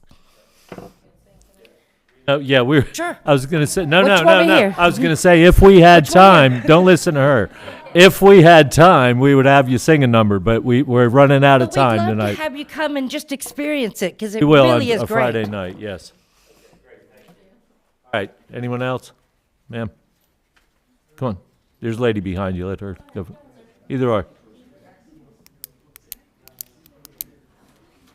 Hi, guys. Thank you. My name's Terry A.K. Trouble Shertam. I am one of your friendly ambassadors with the DeLand Chamber in the Greater Volusia. I know some of y'all have met, I have not met some of y'all, but I like to. I like to say Mike is an ambassador of this community, as y'all already heard. I'm not going to sit here and say it all over again. He's really good at what he does. And Friday night, I've gone there several times and watched these kids and the family come together and sing the little hearts out, the grandmas and the moms and the kids and all that. It is so much fun, and it's a safe place for the kids to go to. You don't have a lot of that here. You know, sometimes kids are out there finding trouble, and these kids have a safe place to come here, and I'm glad that you've given them the extra 4 months to check it out to see what it's about. Hopefully you'll be able to extend it later on. But thank you to Mike and his team for all they do for our community and for our Friday nights, keep our kids safe and our families safe. And just thank you for everything, Mike, and God bless. Thank you. Thank you. After him. Hi, everybody. Thank you for letting me speak. My name's Quentin Van Cleef. My address is 112 Roberta Road, Ormond by the Sea, Florida. Yes, I drove an hour to be here to support my friend Michael. Why? Because I've known this man for years as a business associate, as a personal friend, and everything I've seen this man do involved the community and what was best for everybody other than himself. Now, a couple of weeks ago, I went in to write a review for his restaurant. I'm an actor, I'm a fellow hospitality professional, entrepreneur, and I'm also a published author. I write reviews. I believe you can see it in that stack. My name is Quentin Van Cleef. While writing this, I show up at his restaurant, and I'm very familiar with restaurants and the hospitality industry in whole. But what I see are people sitting under cover what's normally used for a normal business operations. There's nothing, I don't see him violating any parameters, getting any closer to the street. He's doing what he normally does under business operations. So I see people coming together, like these two little girls. I went inside, and they're looking up at their father, and their father is definitely the hero here. I heard these little girls sing that you could barely hear their little scared voices, but they had the guts to do it, to get an ice cream. Their father was a hero. So is Michael, I think, for bringing this all together, because consider the arts. I'm an artist, a literary, a performing, and a culinary artist. Without the arts, if you take this away, what message are you sending to the community and to the youth in Orange City? If you take the arts away, what else are they going to have to do on a Friday night, especially when Mike's gone out of his way to bend to accommodate for everything, that to put a special event together? You're giving a trial run. That's great, because in closing, I would like to say, without the arts, Orange City is going to be nothing more than another manufacturing facility being built around the corner. One other thing, when I went to my van to put my notebook in the van during this, I could barely hear the karaoke singers over the 4 lanes of traffic next to his facility. Thank you for letting me speak. Remind you all that you're speaking to the council, not the audience, please. My name is Bird Wenman. I live off of Carpenter Avenue here in Orange City. I moved up here in 2016. This man took over an empty building, built it up to a place that people love to go and get lunch, sandwiches, whatever he has. I'm less than a block and a half away from his establishment, and I hear more noise from Fun Place than I do from him on a Friday night. I just want the council to know he does more for the community than I've seen a lot of people. Thank you.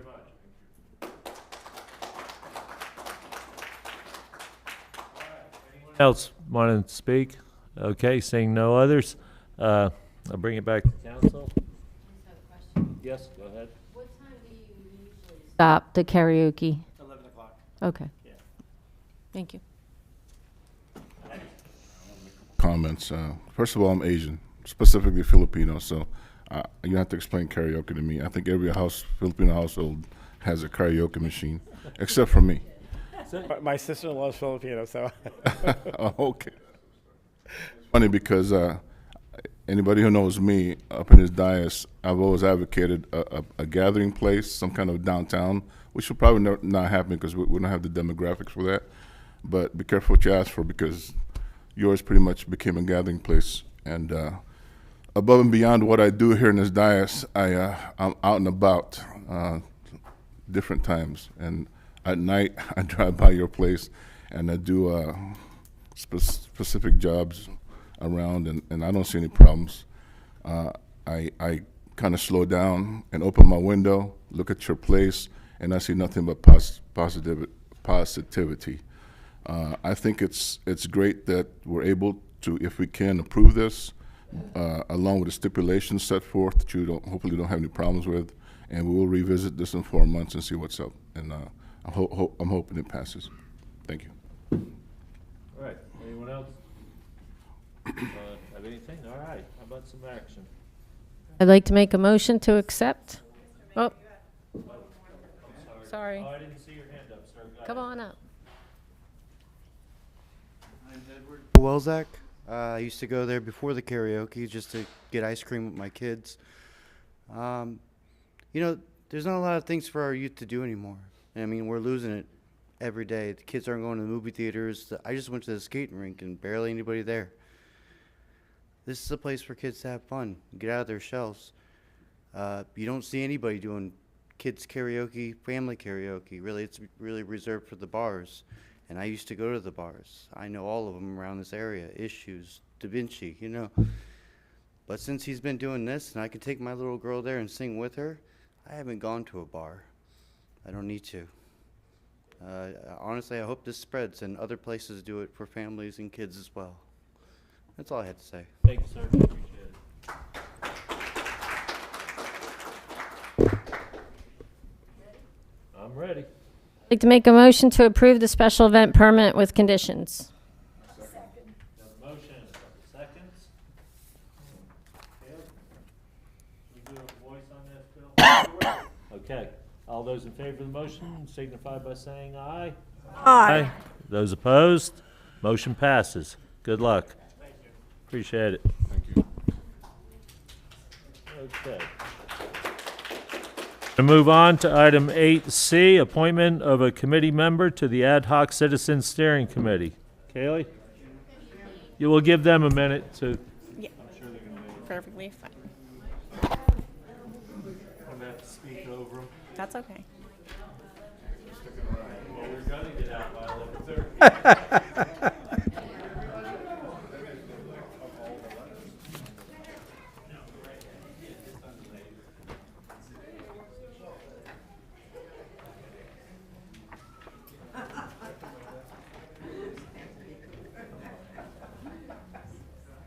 All right, Kaylee. Good evening, Kaylee Burleson, City Clerk. On December 14th, 2021, the City Council adopted resolution number 221, which established the Ad Hoc Citizen Steering Committee for Facility Development. The purpose of the committee is to help advise staff, the consultant, and City Council on a variety of items regarding like prioritization of building needs, location of new buildings, finance recommendations, citizen participation requirements. So the committee is comprised of 7 members, with each council member having an appointment. Board member Erwin Brotman submitted his resignation letter on February 15th, 2023, so over a year ago. We did receive an application from Mr. Patrick Murphy, and he is ready to be considered for appointment, and he is present tonight if you have any questions. Staff's recommendation would be, you know, to discuss the potential appointment, and we recommend that you do appoint him to the Ad Hoc Citizen Steering Committee Well, we want to hear Mr. Murphy's side of this. Well, I think as the council knows, I'm looking forward to getting more involved. And this position popped up, I applied, And I'd really think I'd enjoy and be a valuable member of the committee and look forward to doing that if you approve. It's a great committee. You will learn an awful lot about Orange City and what's going on with our facilities and so forth. And you got a good bunch of people to work with also on that. So. Looking forward to that. Like, is you're to the point. You just said all that really quick, and we got the point. But I think that you're very qualified for this. I think you're a perfect fit. I still hope you run for council someday, but I'm in favor of this. Thank you. Anyone else have anything for Mr. Murphy? Public want to say anything? Not much public left here at this point. Okay, so I'll entertain a motion.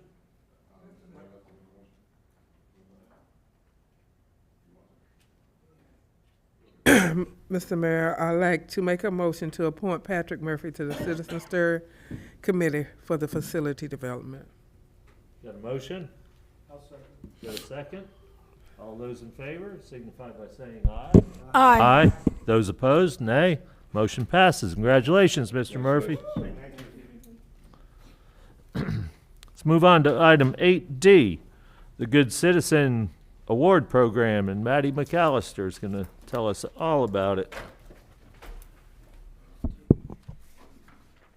Hello, Maddie McAllister, Public Information Officer, presenting the Good Citizenship Award nominations for the first quarter.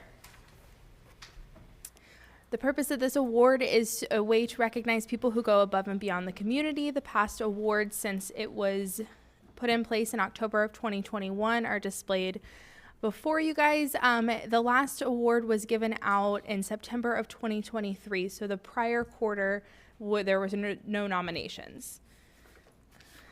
A few guidelines for this award that were all agreed upon by council. Our nominations are allowed to be accepted through the year, and then they are given out quarterly. So there are 4 award ceremonies per year. These awards can be individuals, couples, groups, or organizations. Nominations are reviewed by you guys quarterly. Council can select as many recipients as you'd like, and elected officials cannot receive the award. The criteria and eligibility are anyone inside or outside of the city limits, demonstrates exceptional volunteer service, make a positive difference, solve problems, honesty, integrity, so overall a really good person.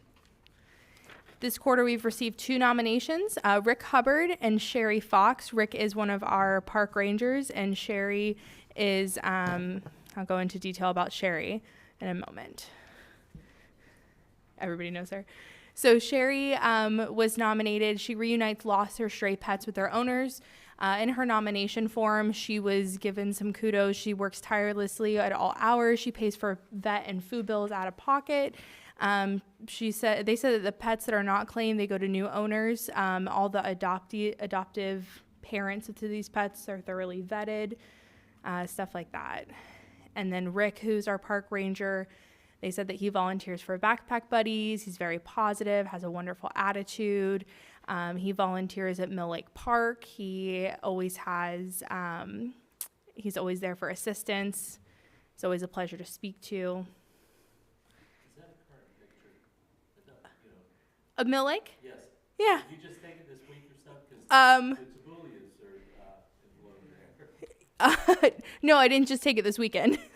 No, but it's in our file of Mill Lake. Yeah, it's recent. I don't know how recent. Right, I just. They're blooming right now. Oh, are they? I'll get out there then.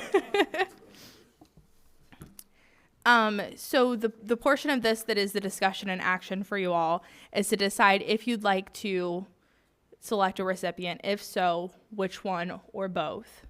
And then if you do select a recipient of this award, they would be invited to the special meeting on March 26th for a short reception at 6 p.m. I have one question. Yes, sir. Has either of them won this award before? Yes, so Rick Hubbard was our most recent recipient of this award. What about Sherry Fox? Sherry Fox has never been nominated or received this award. Now, there is nothing in the rules, and I did provide with the agenda item the rules and the guidelines that have been drafted and approved with Danielle, who is my predecessor. There is nothing in the rules that specifies or regulates how often somebody can be nominated or win the award. So I do have another slide that is a second discussion and action item asking if you guys want to, should the city council adopt a guideline for the frequency a good citizen can win. And I've proposed a guideline. While nominations can be submitted without a limit, an individual is eligible to win only once per calendar year. So that would be the proposed guideline if you'd like to adopt that this evening. And then a follow-up discussion item of should the city council move the award from a reception to an award presentation during the presentation portion of the agenda. Now, I'm new here, but I have heard that the reception has been kind of hit or miss in the past. So those are a couple to think about, but going back to if you'd like to select somebody for the first quarter. Let's do that first. Yes, sir. I think we should select Sherry Fox. Okay. She hasn't gotten it yet. Yes, sir. If Rick's gotten it already, why, again, right now, maybe next year, some other time. So, And adopt that policy. Yes, Once a year. I agree. Yeah, absolutely. Okay. can we put all that in one bill, or is that too? Why don't we do two? Because you've got two policy items in front of you. So, Someone make a motion that a recipient can only receive the award once per year. Let's do the recipient first. Yeah, so go ahead and do that, Harry, first. Okay, so I make a motion that we approve Sherry Fox as the recipient of the award for this year. Okay, so we got a motion for Sherry Fox, we've got a second over here. All those in favor signify by saying aye. Aye. Aye. Those opposed? Okay, Sherry Fox will get the award. Okay, now, what's your next thing? So the next one, currently Sherry Fox would be invited to a special meeting scheduled for March 26th at 6 p.m. to do cake for a reception. That's currently how the rules are drafted. Moving forward to the rule change, we would add in the limit of eligible to win once per year, and then additionally, we would move the reception to an award presentation. Now, we can leave everything the same for quarter one. Moving forward into quarter two, we can add in the rule, and we can move the reception to an award presentation if you'd like. talk about the award presentation. It has been based on me having conversations with all of you at one time of why are we doing a CRA meeting, then breaking and doing another meeting, and then coming back for a third meeting. And what had been suggested was that we just give an award during presentations or proclamations at that time, and not have cake, not have a special, 20-minute celebration. That, but totally up to you. I think I've told everybody at one time or another, if you want to change it, you need to amend the rules, and just thought this was an opportunity for you to do that, should you choose. It doesn't matter to staff, we're just here to do what you'd like on this. No, I like that idea of doing it during our regular presentations, because if we come in, like Dale said, CRA half an hour, another half an hour, there's an hour, and it takes a long time. And we do all of our other awards and things during that time. So it's up to council what you want to do, but that's my feelings on it. I'd like to make a motion. Yep. To make the presentation as part of our regular meeting agenda, I guess. Yep. No cake. It's cupcakes. It's cupcakes this time. No, okay. Okay, we got Second. a motion. Got a second. All those in favor signify by saying aye. Aye. Those opposed, nay. Motion passes. Ask the number of times, and we're recommending that you go with one rolling calendar year.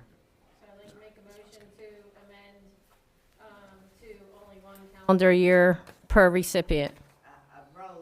Rolling calendar year per recipient.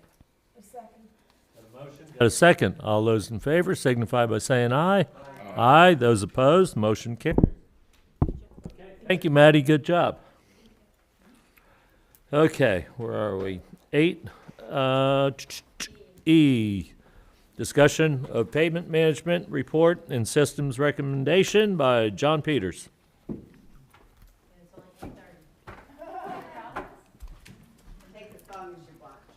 Oh, no, no, no, whoa, whoa, whoa. I love it. Jeez. What, well, hey, you know. It makes me feel very good when the city manager walks out on me. Yeah, yeah. All right, John, you got it. Just a brief overview. We hired Kimberly Horn to assist us with the pavement management review. What we did is a national standard that's been out there for years, what we call the PCI. It's a pavement condition index. It assigns a number anywhere from 100 down to 0. 100 being incredible shape and just rebuilt it, and then it goes down from there. What we found is that we've been funding our road paving at about $100,000 a year. And as I go through this, just remember that what we found is that we are underfunding to the tune of about $150,000 to close to $500,000 a year. So with that said, I'm going to go through this PowerPoint presentation, and obviously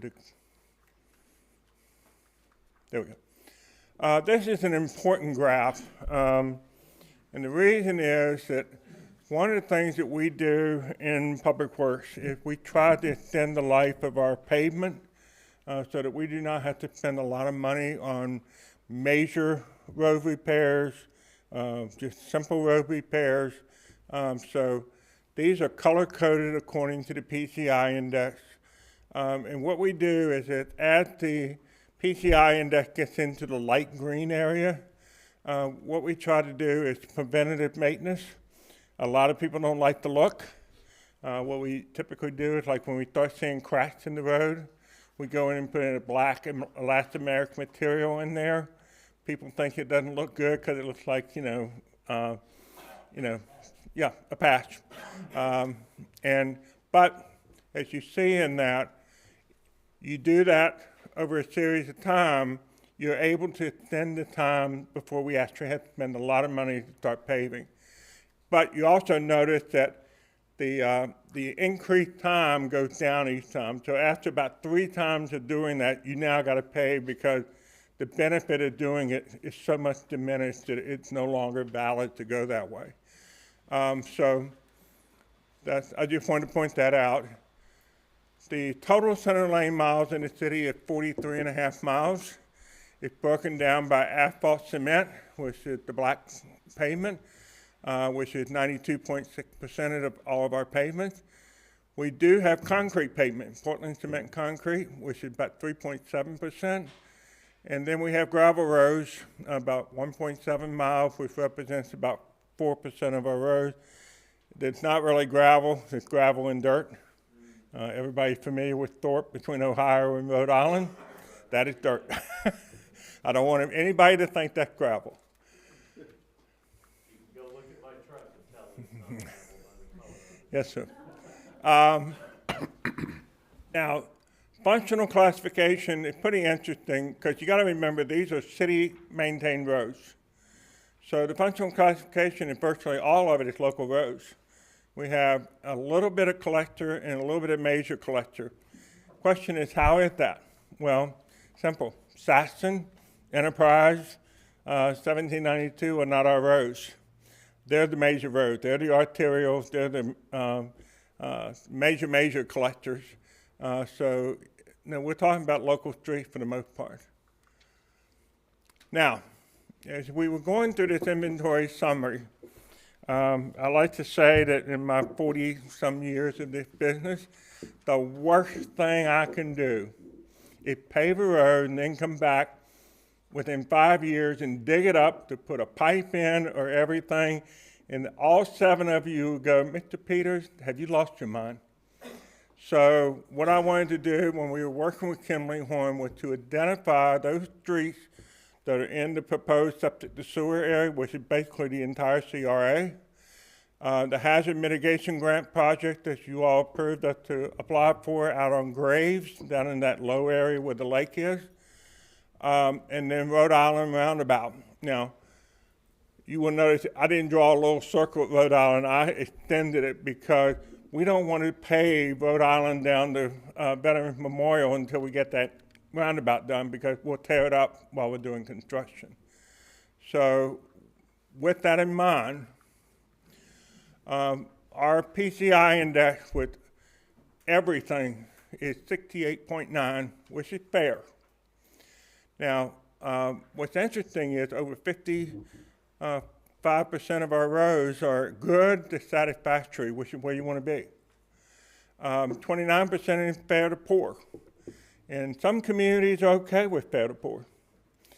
But the bad news is we're right about 14% that's very poor. And what's important to note here is poor to fair is when we can go in and basically mill and repave it. When we get down into very poor, we're looking at literally having to rebuild the road, because in many cases, the base has failed. Once the base fails, you don't have a street. Which brings us to this slide. And this is one I wanted Kimberly Horn to go back and look at their data, because load is a big element of it. For instance, you get a lot of truck traffic on Rhode Island, and that affects Rhode Island condition quite a bit. But we also, we decided to be nice about it. We called it climate, but really it's stormwater. If you go down the section of Rhode Island down by Veterans Memorial, when you go down in that belly, if you look at that pavement, it is completely alligatored. That is an indication of base failure.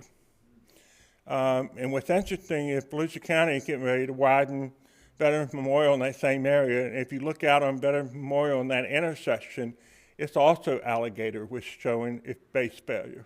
Could you explain what alligators are? Alligators are basically, you know how the back of an alligator is scaly, kind of square scales? Well, when you look at the road, it looks like the back of an alligator. There's so many cracks, it looks like you got Comes up and little squares, touching together, but it's a major indication of base failure, which is as bad as you can get as far as I'm concerned. And then I still hadn't understood this. They tried to explain it to me, but I don't understand what the 6% others is.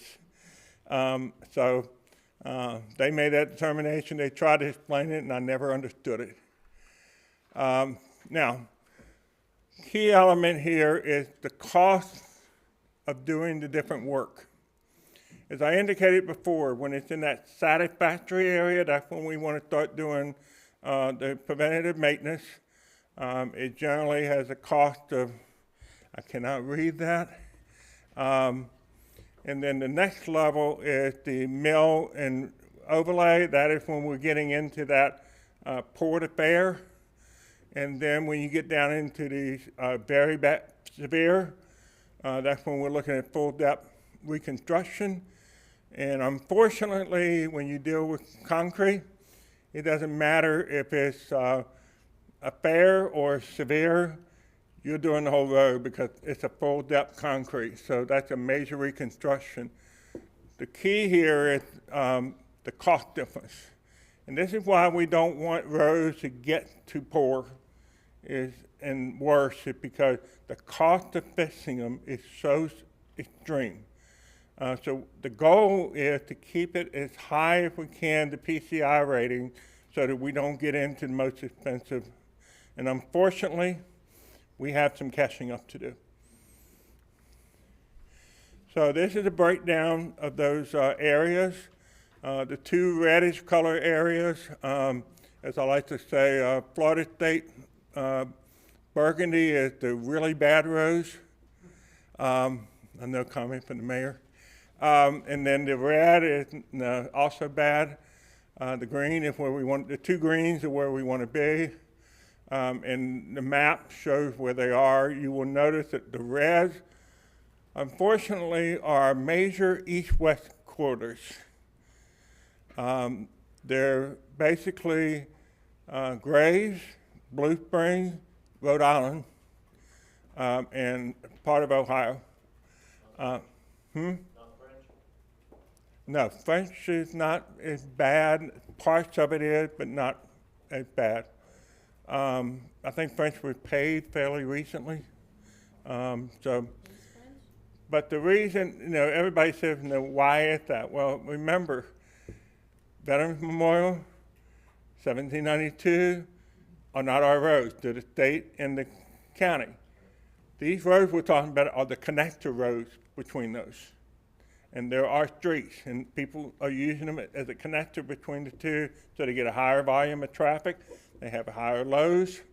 And in the case of Rhode Island and Graves, we have drainage problems. Now, these two charts is what we make our decisions off of. If you notice, this is excluding the septic to sewer, the hazard mitigation in Rhode Island. And what you will notice is with $250,000 a year, we're starting a little above that magic 70. We're starting at 72.7. At $250,000 a year, we're able pretty much to stay with an average PCI of 70. So that's a magic number, $250,000.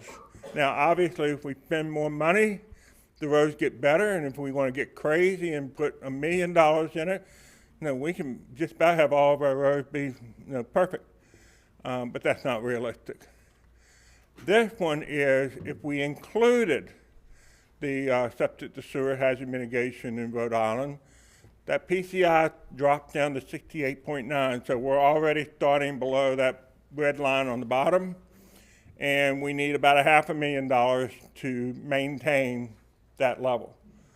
So what that's telling you is, depending on whether we're going to do the septic to sewer, the hazard mitigation in Rhode Island or not, we need somewhere between $250,000 and $500,000. As I put in the report, we're not going to tell you tonight which one we want to go with. Because what we need to do is we need to get with each of our consultants, talk about what's realistic. For instance, the hazard mitigation grant, if it keeps moving forward, in about 3 years, we will do that job. As I said earlier, I don't want to be that public works guy that paved graves, and then 3 years from now, I'm going to dig it up and rebuild it. So obviously, that's one that we're not going to put on the list. The septic to sewer, we got to look at, okay, how much of it can we realistically get done in the next 10 years? And that will probably drive how much we try to do. Rhode Island, we're getting ready to submit with Joe over there submitting to the state for the LAP agreement. And we'll be bringing that agreement back to the council here in the next month and a half for approval. And that one will hopefully be able to go to construction this summer.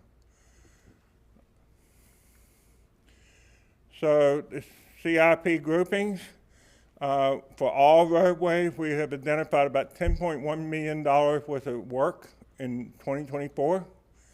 $5 million of it is in the septic to sewer hazard mitigation and Rhode Island roadways, which leaves us a balance of $5.1 million backlog if we don't include those 3 project areas. We're back to this chart, and I blew it up.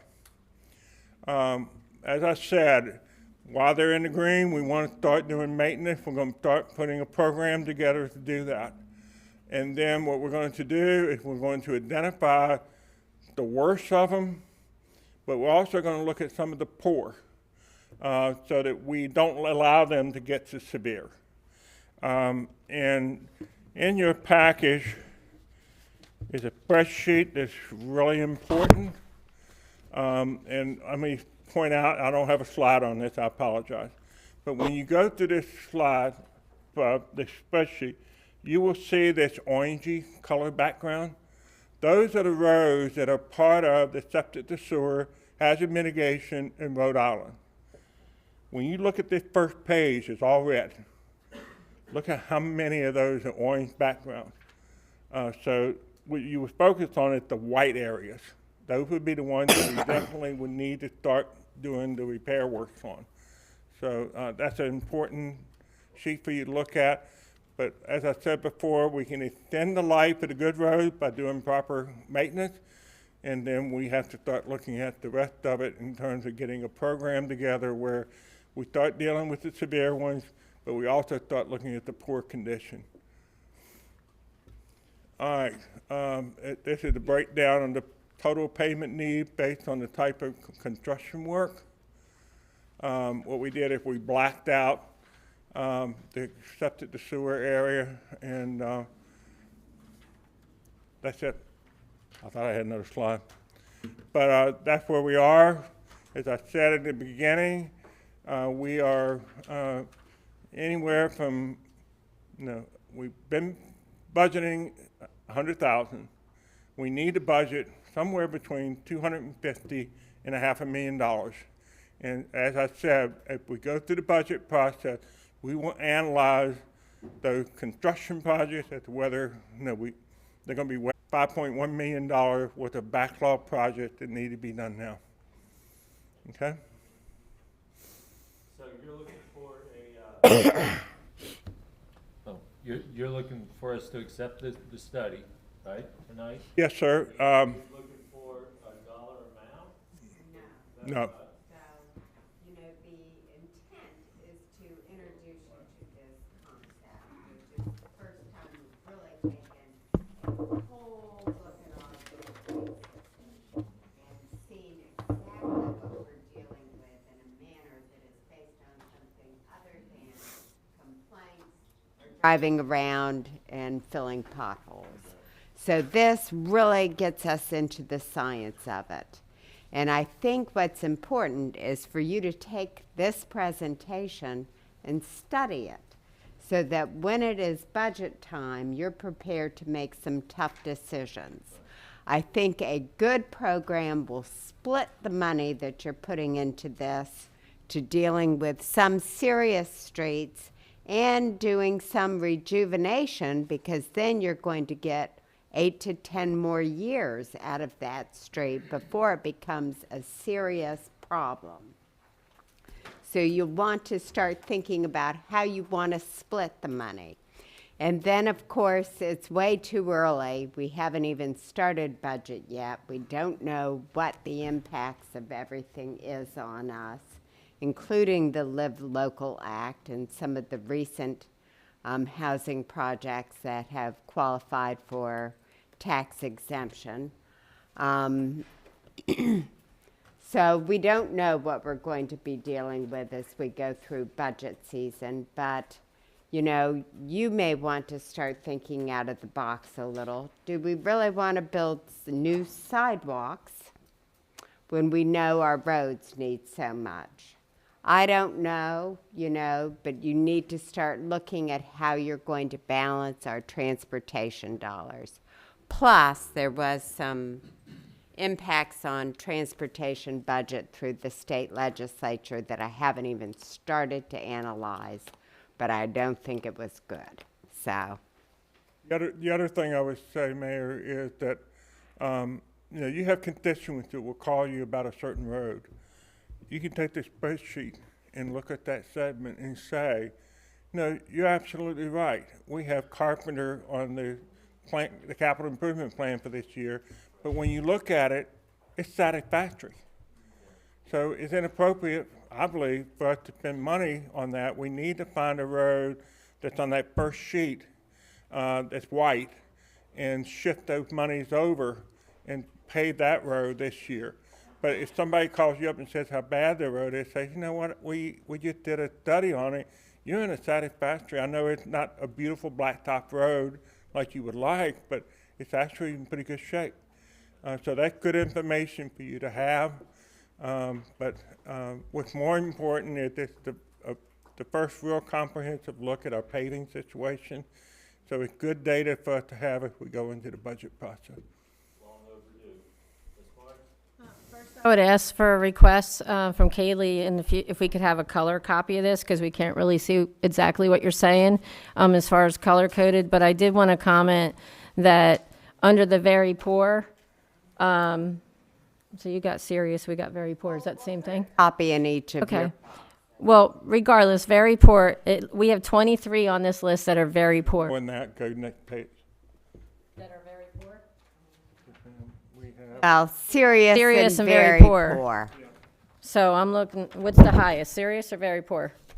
serious is the worst and very poor is this next group on the second. Okay, all right, I'm sorry, so I didn't even see serious, but my point is that just on this one page alone, I see 11 just in District 4 that are very poor, right?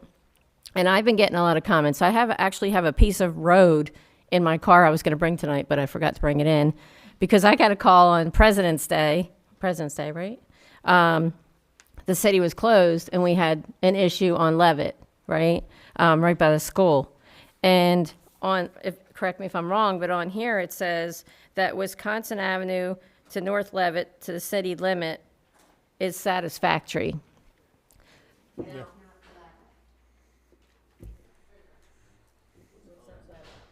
What sheet are you, what page you on?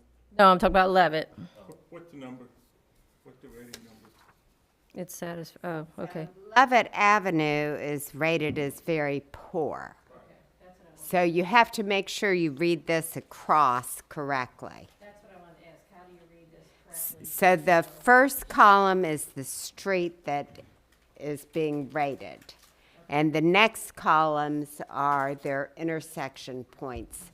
So that it's Levitt Avenue from Wisconsin to someplace else. Okay. So you're talking about Levitt, and it's very poor. But it's also one that is we don't recommend doing now because of the school construction. Yeah. Say that it goes like this, and people say, is there going to be a sinkhole? There's one on another road like that, and it's starting to get worse and worse. But we were talking about these big trucks keep going in there because they're building the school, right? So it's getting worse and worse and worse. So by the time we get to the budget, that may be one that we want to consider because of all the school traffic and things like that. And so I'm sorry I didn't understand this chart real well, but I'd rather have one of those. So thank you. But I would also say there's some other streets that are in the construction category that we didn't include. The elementary school. Basically, everything from grades up to the elementary school and behind it, off limits, because they're going to be having a lot of heavy traffic going in during the construction. The best time that we do those roads is afterwards, but they're also, as Medallia pointed out earlier tonight, half of that is the primary area that we're looking to spend $3 million on sewer work. Full disclosure, when we put the sewer in, we generally going to go down the center of the road. Under the grant, we can pave the trench. So typically the trench is like 6 feet wide, and then we pave 2 feet on each side, so that's 10 feet under the grant. The other 10 feet, we're going to have to pay for out of the general fund or the transportation fund. So that's part of that analysis that we have to do as part of the budget process. Because, some of it can be paid for with the septic to sewer funding, but the other half of it would have to come out of our funding. Okay, anyone else have any questions for John? Anyone from the public want to speak to this? Seeing none? Make a motion? Yes. To accept the report from Kimley Horn and authorize staff to develop a specific set of recommendations as part of the 24-25 budget process. Is there a motion? Second. Got a couple of seconds? No? All right. Okay, all those in favor of the motion, signify by saying aye. Aye. Those opposed, motion passes. Thank you, John. All right, F, fiscal year 2024/25 budget development calendar. Devlin Moore, you're up. Good evening, Devlin Moore, Finance Director. Before I get started, I'd just like to take a quick moment to thank the council and the mayor for the proclamation. It means a lot to your finance team. I don't think I've ever worked with a more phenomenal group of people, so I really appreciate that. They deserve it.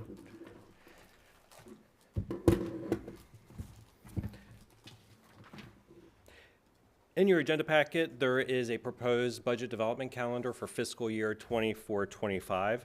That calendar truly serves as the roadmap to developing and adopting a balanced budget within the deadlines that are set by the city charter, by TRIM, and by other statutory deadlines.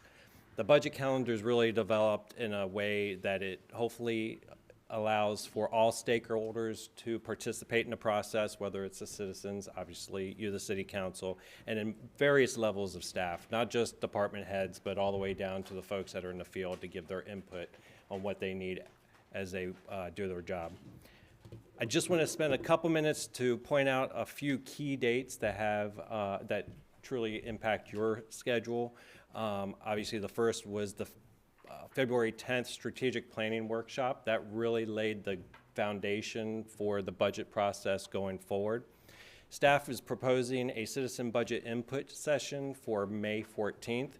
The input session is a charter requirement. We're required to have this workshop by the end of May. It would be held before your regularly scheduled meeting, so most likely 5:30 or so.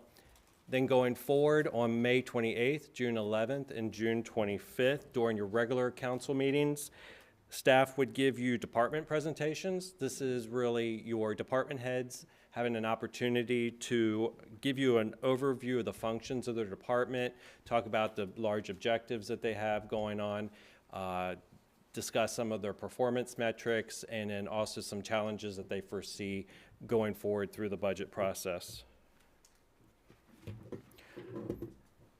On July 1, according to TRIM, the property appraiser will issue the certification of taxable values. This is truly when we have a real good idea of what we can project for ad valorem tax revenue for the next year. With that, staff would give you a budget overview presentation on July 9th. This is a pretty detailed presentation. We essentially give you an overview of where we're at in the budget process and prepare you for setting the proposed millage rate on July 23rd, which is also a TRIM requirement. Staff proposes issuing the proposed budget document to City Council on July 31st. City Charter does require us to get that document to you by August 1st. And then, if possible, staff would like to have one-on-one meetings with the City Council during the week of August 5th to go into detail the budget document, to answer any questions in preparation for the budget workshop. August 12th, which is a Monday, would be the tentative workshop to, again, provide another presentation on the budget document, answer questions, and gather any additional direction from you that you want incorporated into the final document. August 26th would be a second or alternate workshop. Historically, I don't think we've had a alternate workshop or a second workshop, but it's there in case the council so decides that they want to discuss the budget in further detail. And I think by then you're going to be tired of hearing from me, so you probably want to pass, but who knows. And then in September, we wrap up the budget process with 2 public hearings, the first one on September 10th, and then the second public hearing on September 24th. September 10th is a Tuesday.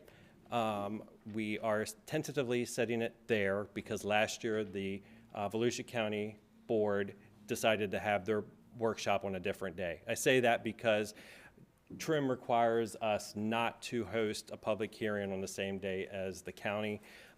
They haven't released their hearing dates yet, so we're hoping that it won't be on this Tuesday. If it is, staff will bring back to you a calendar change to either move it to September 9th or September 11th. Yes, sir.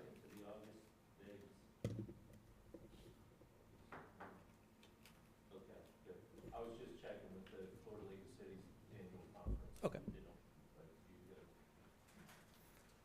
Don't we usually get back from that and then it's right into it, right? Yeah, essentially. Right? Unfortunately, it becomes crunch time for all of us. Once we receive those taxable values from the property appraiser, and we feel confident with what those projections are, because ad valorem is what really drives general government. It's probably the biggest, most important component of the budget, to know what we can and cannot do going forward. So this concludes my presentation. I'd be happy to answer any other questions. Otherwise, staff recommends that you accept the proposed fiscal year 24-25 budget calendar. public? Entertain a motion? Mayor, I'd like to make a motion that City Council accept the proposed fiscal year 2024-2025 budget development calendar, thereby establishing the dates herein to ensure the successful production of a balanced budget for the next fiscal year. Got a motion? Second. Got a second? All those in favor signify by saying aye. Aye. Those opposed, say nay. Motion passes. Thank you, Devlin. You're up next for the Independent Auditor Selection Committee. So the city's in a position now where we need to go out and solicit a new independent auditor. The independent auditor is tasked with auditing the city's books on an annual basis, and they help staff prepare the annual comprehensive financial report, which is a requirement for us to publish. And in fact, you're going to hear from our independent auditor at your next meeting.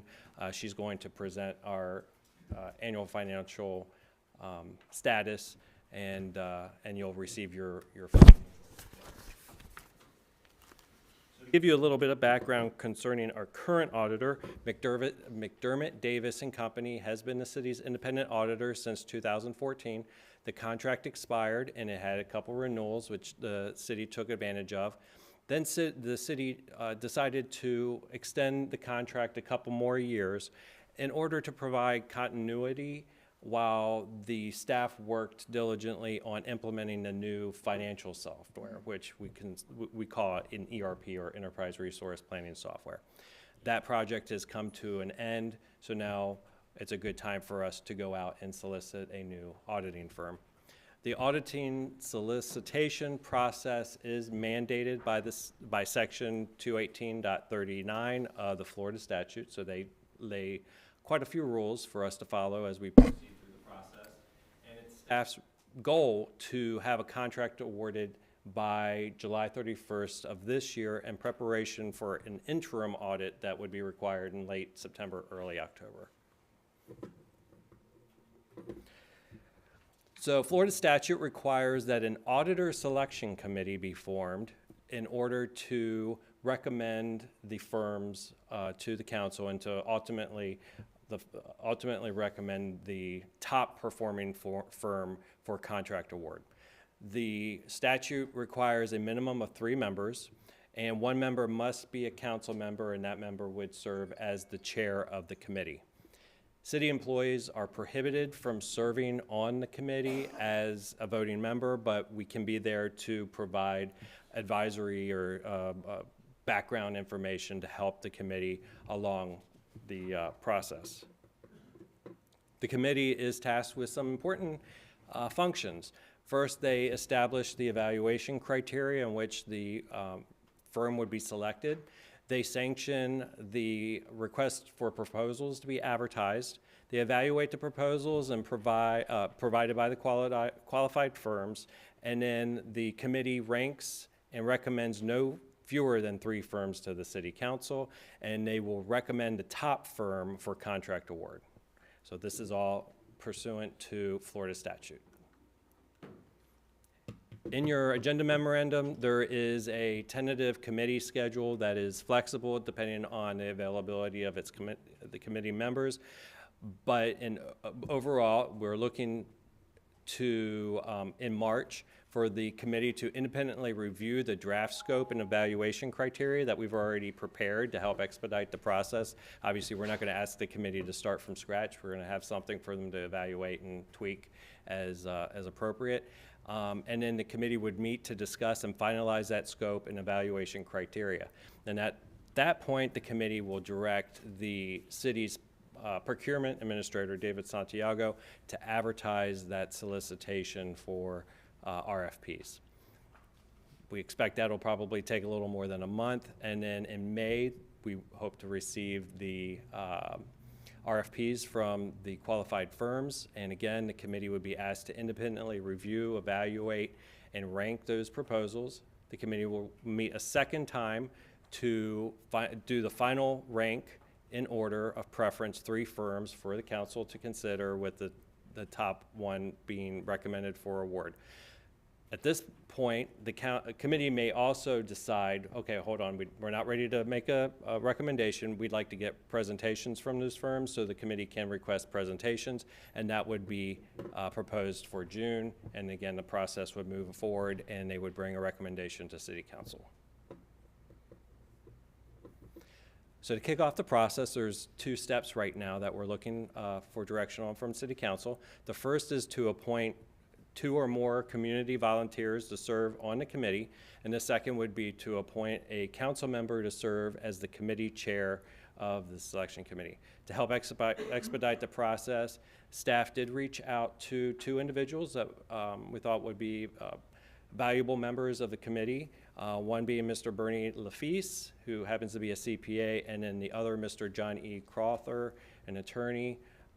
You can go with staff's recommendation. You can add to it if you prefer, or not do either. And again, 1 member from the council to serve on the committee. So this concludes my presentation. I'd be happy to answer any questions. Anybody got any questions? Okay, these people have agreed, obviously. Yes, sir. Sir, so I guess what we need to do is figure out who from the council would like to. And make official.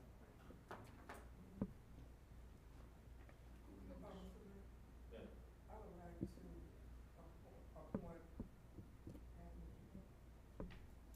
That's an honorable thing. I'm not sure my schedule would allow for it.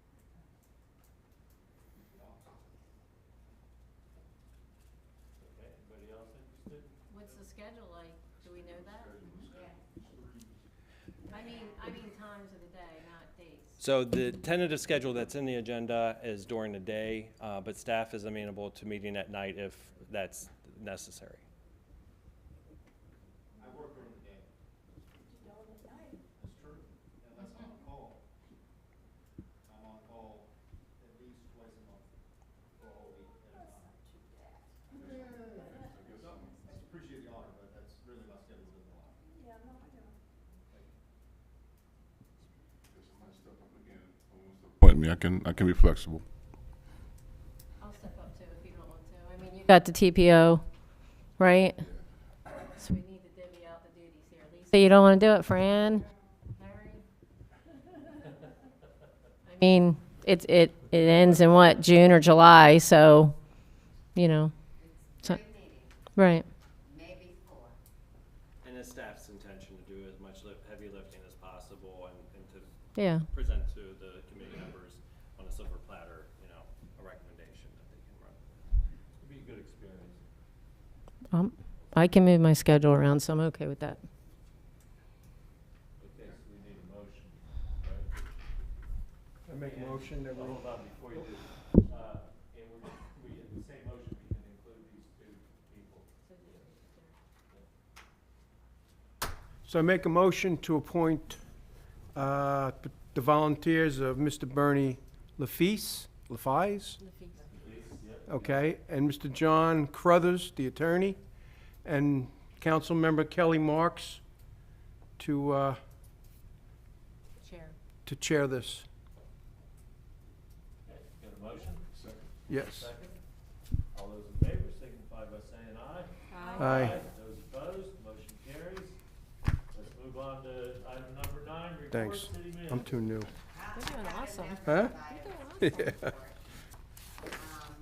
First, I wanted to make you aware that we have, I think many of you have met him, the new director of Emergency Management Services at Volusia County. And he has made arrangements that are quite spectacular, really, in that he has got a FEMA team coming in that teaches an integrated emergency management course for staff people on how to handle severe weather problems. And he has extended an invitation to all Volusia County managers and their teams to attend this course that is normally taught once or twice a year in Emmetsville and Emmitsburg, Pennsylvania, near Gettysburg. This is something I think it would be shameful if we didn't take an opportunity to go learn how to work ever find ourselves in a predicament where we're in a serious storm and have a disaster on our hands that has moved inland. It will teach all of us how to work together, cities with cities and with the county of Volusia and with the state of Florida and with our federal partners. It is 4 days long, folks. It's April 15th, 16th, 17th, and 18th. I've selected my team, and I really want to go ahead and take advantage of this opportunity. I think it will be a great thing for us. I hope we never have to use it. In case we do, we'll be prepared. Everyone I've heard who has been to this course nationally raved about how practical the experience was and how it really enabled their own emergency operations center to coalesce and work well with the counties and surrounding cities. So, no. And it'll be done locally, right? Yes, it's at, over, they're going to, Bonnie, are you in the audience? Yeah, it'll be at the Volusia County EOC. We don't even have to spend the night. Oh, wow. So, 8 to 5, but you'll be missing key leadership positions.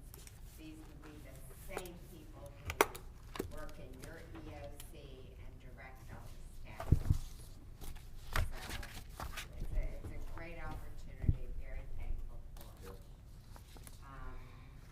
Second item I wanted to make you aware of is about our utility building on the boulevard where we have started demolition work and where we've had to come to an abrupt halt because we have discovered old termite damage, meaning we have to go back and reassess our floor joists for our second story and engage an architect to make sure that we can preserve what's there.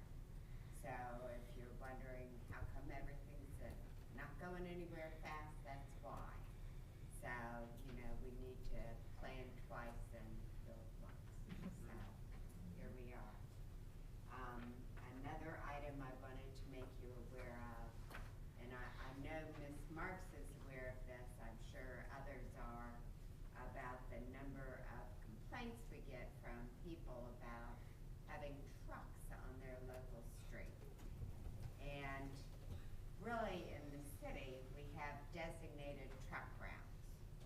And those are shown on this map. I'm just giving you a quick visual in the green streets here. And all the other streets are not where trucks are allowed to go as a matter of just driving down the road. If you are making a delivery, certainly you can go.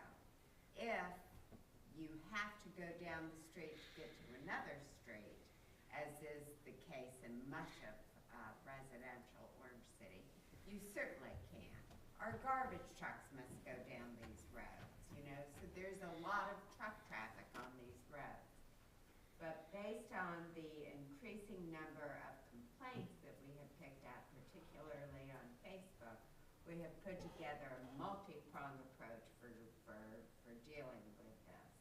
First, we've got a whole series of very nice social media blurbs we're going to send out. Secondly, Maddie's working on a film with the police department that we will post to social media on this. We actually have to do take 2 on it because the truck traffic noise was so loud in the background you couldn't hear what we were saying, but we're working on that. And I think most importantly is we're writing all of our all of our retail businesses and sending them a copy of the map and a letter on how we would like them to get with their truck deliveries to make sure they understand these routes. Our police department has already gone outside of our city limits and met with some of the largest offenders that we have identified, which happens to be Amazon. And they are aware of our roadway system. I don't think we'll ever go back to being the sleepy little town with only 1,000 residents and 10 trucks. Truck traffic will be with us, especially since we've changed the way they shop. You know, more and more people are having items delivered to their homes rather than going out and getting them, which means an increase in truck traffic. But I did want you to be aware that we're very much on top of this situation and doing what we can to address it. My hat's off to Maddie and the chief, who have really gone over and above board to try and address some of the problems we've been experiencing. Lastly, I wanted to mention that, you know, as you know, we've had a vacancy on the Historic Preservation Board. After months of advertising, we finally got an applicant, but I think it would be worthwhile waiting to appoint that person until after we do our ordinance review on May 24th. So I'm just going to hold that back for now. So when you talk about the Amazon trucks, you're talking about the large ones? that are Yes, going to the- not the little ones. Right, right. So Semi. trucks, you have to look at weight, you have to look at not pickup trucks, it's just not Right. any truck we're talking about. Well, that is no big surprise to us. When they approved that out there, we kind of figured we'd be. And we put them on notice, and I've got to say Deltona's been very helpful as well. Good. So, but people tend to go where their telephones tell them to go. And, Yeah, the telephone doesn't know the difference between prohibited roads and not. All right, well, and thank you. it's a local ordinance, it's not a state ordinance, Right. that designates our truck routes. Yep. And So- Siri doesn't know about that. No? So I just wanted to add to that. One of the comments is that they come off of 472 and, their phone takes them that way. They come off of 472 and they turn left on Graves and it's too late to turn around, right? So then they're going past everybody's houses and that's where we're getting a lot of complaints from people who live on Graves. So, we've been looking at the state and US 1792 highways as well for signage. We of course have to get their permission, but Migdalia and Alan Williamson have been looking at that. Awesome. Any other questions, anything for Dale? Thank you. We'll move on to the city clerk. You were done, right, Dale? Yes, sir. I thought so. I have no report at this time. Any questions or anything for the city clerk? City attorney? As you all know, I'm not often congratulatory, positive about what comes out of Tallahassee, but I also believe that you give credit where credit was due. So with that, this is going to be a short report. Good one. Hey, Reichman, that's excellent. I've talked with the chief about this. There's a Senate bill that's before the governor. It's waiting for his signature, Senate Bill 184. And it has to do with a problem that is nationwide. It's in the state of Florida, and actually even some of our police officers and face it. It's people that are citizens that are out there confronting our firemen and our first responders and our police department, and they've got their GoPros and they get up in everyone's face, and it's a real problem. And it's just everywhere. And they have rights, but I'm cynical about this. I'm not sure that they really are that concerned about the substance of what they're confronting the police officers for. I think it's about for other purposes, but that's my cynicism. Anyway, Senate Bill 184 is trying to deal with that. So to the extent that you would be able to encourage the governor to go ahead and sign that, I would encourage you to do that, because that bill will help us deal with some of these folks, whether they call themselves First Amendment auditors or not. But it would create a first degree misdemeanor for any person who, after receives a warning not to approach a first responder, is engaged in the lawful performance of their legal duties.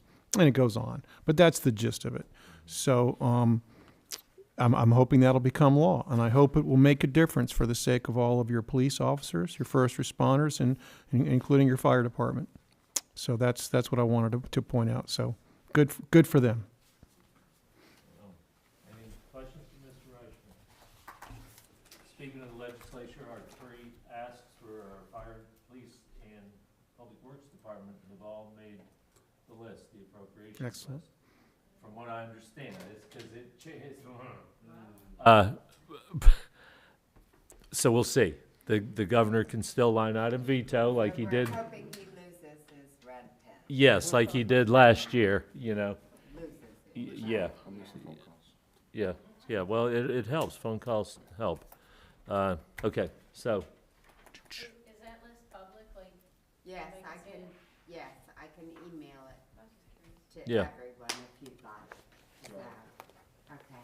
and at the, I was at the Volusia League of Cities Board of Directors meeting today, and I suggested that we get somebody from the Florida League to come down and educate the local elected people on how to go and track your bills and everything, which I did this year. Well, I attempted to the very best I can, but it's very, very difficult. And so I was in touch with Dale and the chief, and every time I kind of learned something, I'd, forward it on. So they were very excited about that, so hopefully we'll be able to get some training.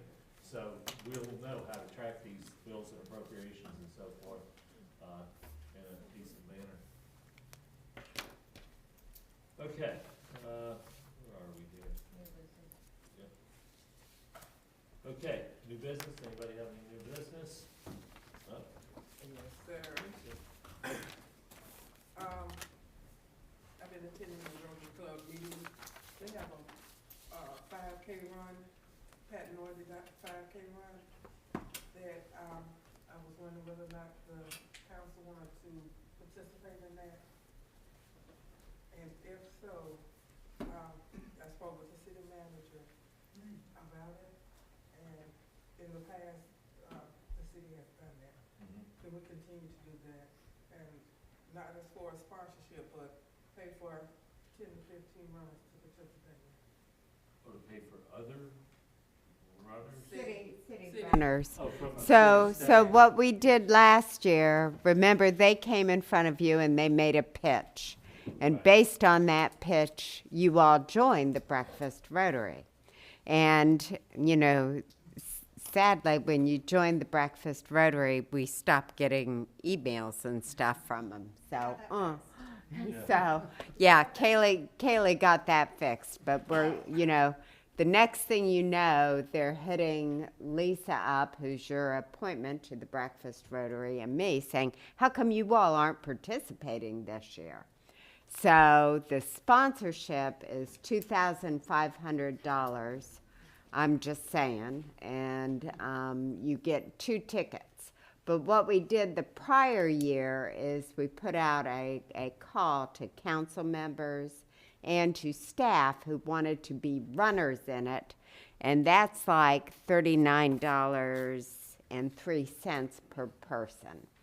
And, we could do 10 to 15 people, first come, first serve, and, buy everyone a orange T-shirt to wear. When is this? It's not like next week or the week? No, it's,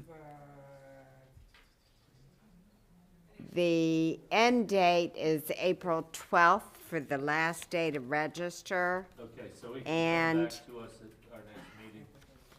if you, That's the procedure. Is everyone in agreement? They wanted this to come back, the staff can report on it. Saturday, April 13th. So I'd have to work to put it on your next agenda. Right, okay. Everyone's in agreement with that? Okay. Okay, any other new business? yes, one more thing. Whoa. Daytona State College is having Women History Luncheon at the Daytona State College on March the 28th from 12 to 1:30. And was wondering, did any council member want to attend? It's a $50 cost per person. Okay, it's on the 28th, Yes. so we'll have one meeting before then, right? Okay. Want that on your agenda? Yep, you good? Everybody want that on the agenda? You don't have to say you're in favor or not at this point, right? Okay. Yep. Is it at night or? No, Okay. 12 to 1:30. Okay. Oh, so this is, okay, so it's the same night as our legal. Oh, April. April, it's April, April. Dale, April. Yeah. Okay. Oh, wait a minute. It was March 28th, 2024. Lunch is March 28th, but it is lunch. And then the Volusia League of Cities dinner that Orange City is hosting is the evening of March 28th, starting at 6. And then you have the volunteer appreciation dinner on April 24th. I know they're extremely close, and I know it's getting confusing with both events. April 24th. Yes, and I believe it's on your calendar. You're saying they're really close, March 28th and April 24th? March 28th, Orange City is hosting the Volusia League of Cities dinner. And then April 24th, we will be hosting our yearly volunteer appreciation dinner. And March 28th is the luncheon And also. March 28th is the Women's History Very Lunch. yeah. Yes. Okay, But- so we still have time to register if we bring it back on the next agenda. Yeah, but, you know, I've gotta tell you folks, it's onerous if every time somebody wants to go to lunch that we're gonna have to put an agenda item together. So I really don't know how to deal with things that people, you know, we didn't have the foresight to budget for. Well, if someone wants to go, they could pay their own way, is that, Um, you could do that? You could do that, Yeah. or I guess I should just man up and be prepared to write a lot of agenda items. Well, no, because that's So- a lot of work. And if it's something that isn't specifically city-related, and you want to go to it, you pay $50 to go. Mr. Mayor, one suggestion, we're kind of caught between two different types of agenda materials here. New business is fine for when we have a topic that requires a whole lot of analysis. Maybe it requires some staff preparation. And the purpose of that then is just to acknowledge that the council wants that brought back with that additional work. Now, under council and mayor comments and reports, arguably what you could do is you could have a discussion on items like this that is being brought up. If there's not necessarily a whole lot of other additional information that's necessary, and all of you are comfortable with making a decision during that type of agenda item, then you wouldn't have to necessarily create a whole another step for your staff to create an agenda item. Because I think the city manager's point is well taken. We could all of a sudden have under discussion and action on some future agenda 7 or 8 items for luncheons and dinners and breakfasts and that type of thing. So all I'm saying is there's a possibility that these types of things, which are pretty straightforward, could be handled under your agenda, the generic general agenda item for council and mayor comments and reports. I get a question. So how do we determine which dinners and lunches we should be going to when it is, you know what I mean? Because you said it should be city related, but sometimes they're not. We're just going to, because all the other cities are going, right? To support a cause or something. So I just want to know, how do we divide that? I would say if you're interested in going to something, you just ante up yourself and go. You know? Well, that could be a lot of things that we go to though, and the city does pay for it. That's why I'm asking, which ones do we decide that the city pays for and that we don't? Here, during your budget process, That you put it on the budget? we do a line item budget. Okay, that's what I was looking for. And I'm guessing that this is how we got here, Kaylee. So, and Kaylee has a budget, and she budgets in round numbers for X amount of dinners at the Florida League of Cities, for X number of events, for the, State of the Union address, for X number of other things. And, as the year progresses, her budget gets spent. But there are 100 different opportunities for different things for you to go to. Most of the time, they are not included in the budget, and, Kaylee, being a good watchdog, is going to say, no, that's not in the budget. There are different ways to do things. Some cities give every council member X amount of dollars to play with each year. Others, you know, take a bigger look at it and deal with it just as Bill has suggested by mentioning it at a council meeting. I would like to go to this. I think it's important. May I? And, you know, on something like that luncheon or like the sponsor, you know, the runners, I can handle with an approval from you. I can bring back a budget amendment the next time I'm doing a budget amendment to address those items. I'd hate for us to be, you know, having discussion action items for each luncheon. Well, you got a contingency fund too. Absolutely. So, And I do have, you know, it's not a contingency fund, but there are extra monies. Not your funds, I'm saying. There are extra monies set aside in council's budget for pop-up events and whatnot, because, you know, we understand that there are going to be events that we did not budget for. So we do have, you know, money set aside to cover these pop-up events, but the policy that we follow is like, if they are not included in the budget, we request that you know, go to council and ask about attending the event. Who's putting the event on? Lisa? Who's putting the event on? Daytona State College, the Falcon Hope Center. Can I just let an insight? Because there's an unlimited amount of events. There's events after events after events. This is how I pick, is that if they're holding in Orange City, they're making some sort of investment in Orange City, I'd like for us to all attend that. Number two, if it's something that's gonna bring us to a good light, let's attend that also. But as far as these other that they're having in different cities all the way to Ormond, I mean, if you wanna go to that, I belong to certain organizations that we do a lot of events. I don't involve the city or the council, the diocese into it. I just attend it. I volunteer some work into it. If I gotta pay, I pay. But if we're looking for events to attend, it's nonstop. And I think we gotta limit it to, number one, if they're holding in Orange City, they're making an investment in our city, let's go to that. If we're going to an event where we're putting ourselves in good light as far as representing Orange City, let's go to that. But these other ones, I mean, it's just discretionary in my point of view. Good point. So I won't get tickets to the Firecracker 400 this year?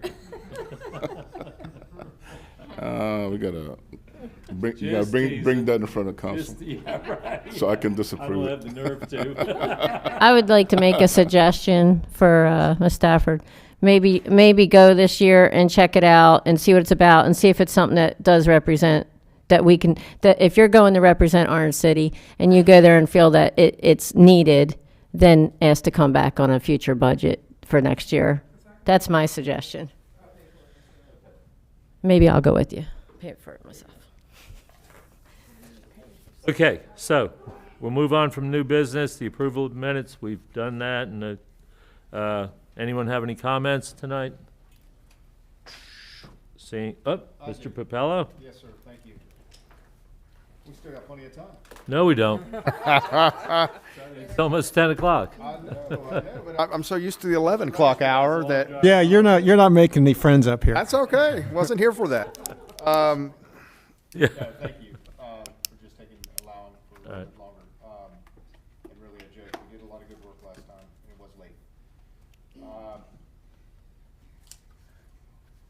Tonight was eventful, and I wanted to give some credit to a statement that was made in the last long meeting that we had, and it was something that I made a note of and I thought of in the last weeks here, and that was a statement by our council member Grimm. Sir, we were having a discussion about an item, and one of the things that you expressed that I appreciated and really appreciated in further thought was your motivation for an affirmation of the vote was to promote small business.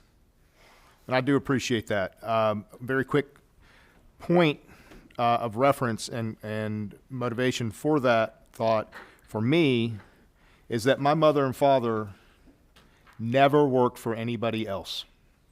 They only ever had a small business. So I hear you, and I appreciate that. That ties into tonight. We had, you make an argument, maybe not so small these days, the Able Door and Trim. Growing a business here in Orange City. Amazing. And you had another folks, the Knuckle Sandwich. And what they're doing, they're growing their business here in Orange City, and they're doing greater things. So I appreciate what you were shared and your thought process with that and how that ties into tonight.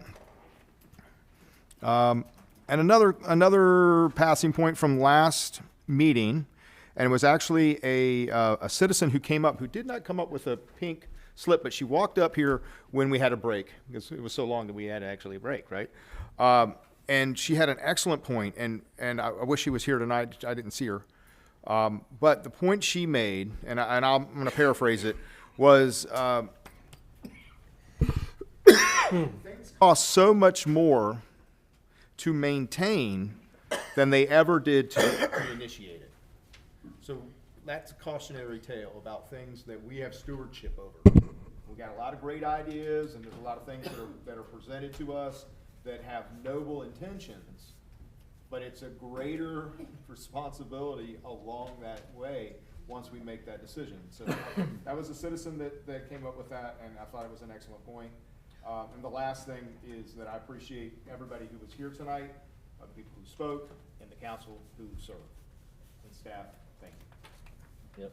I share those sentiments. I grew up in a family with a small business, and long hours, hard work. I started working at my dad's furniture store in the 6th grade. And so, you know, before that I had other jobs, but haven't stopped working since. So, although it's not for public business or private business. Okay. with Motion that- to adjourn? Motion to adjourn? Thank you. Second. All those in favor signify by saying aye. Aye. Aye. Those opposed, nay. We are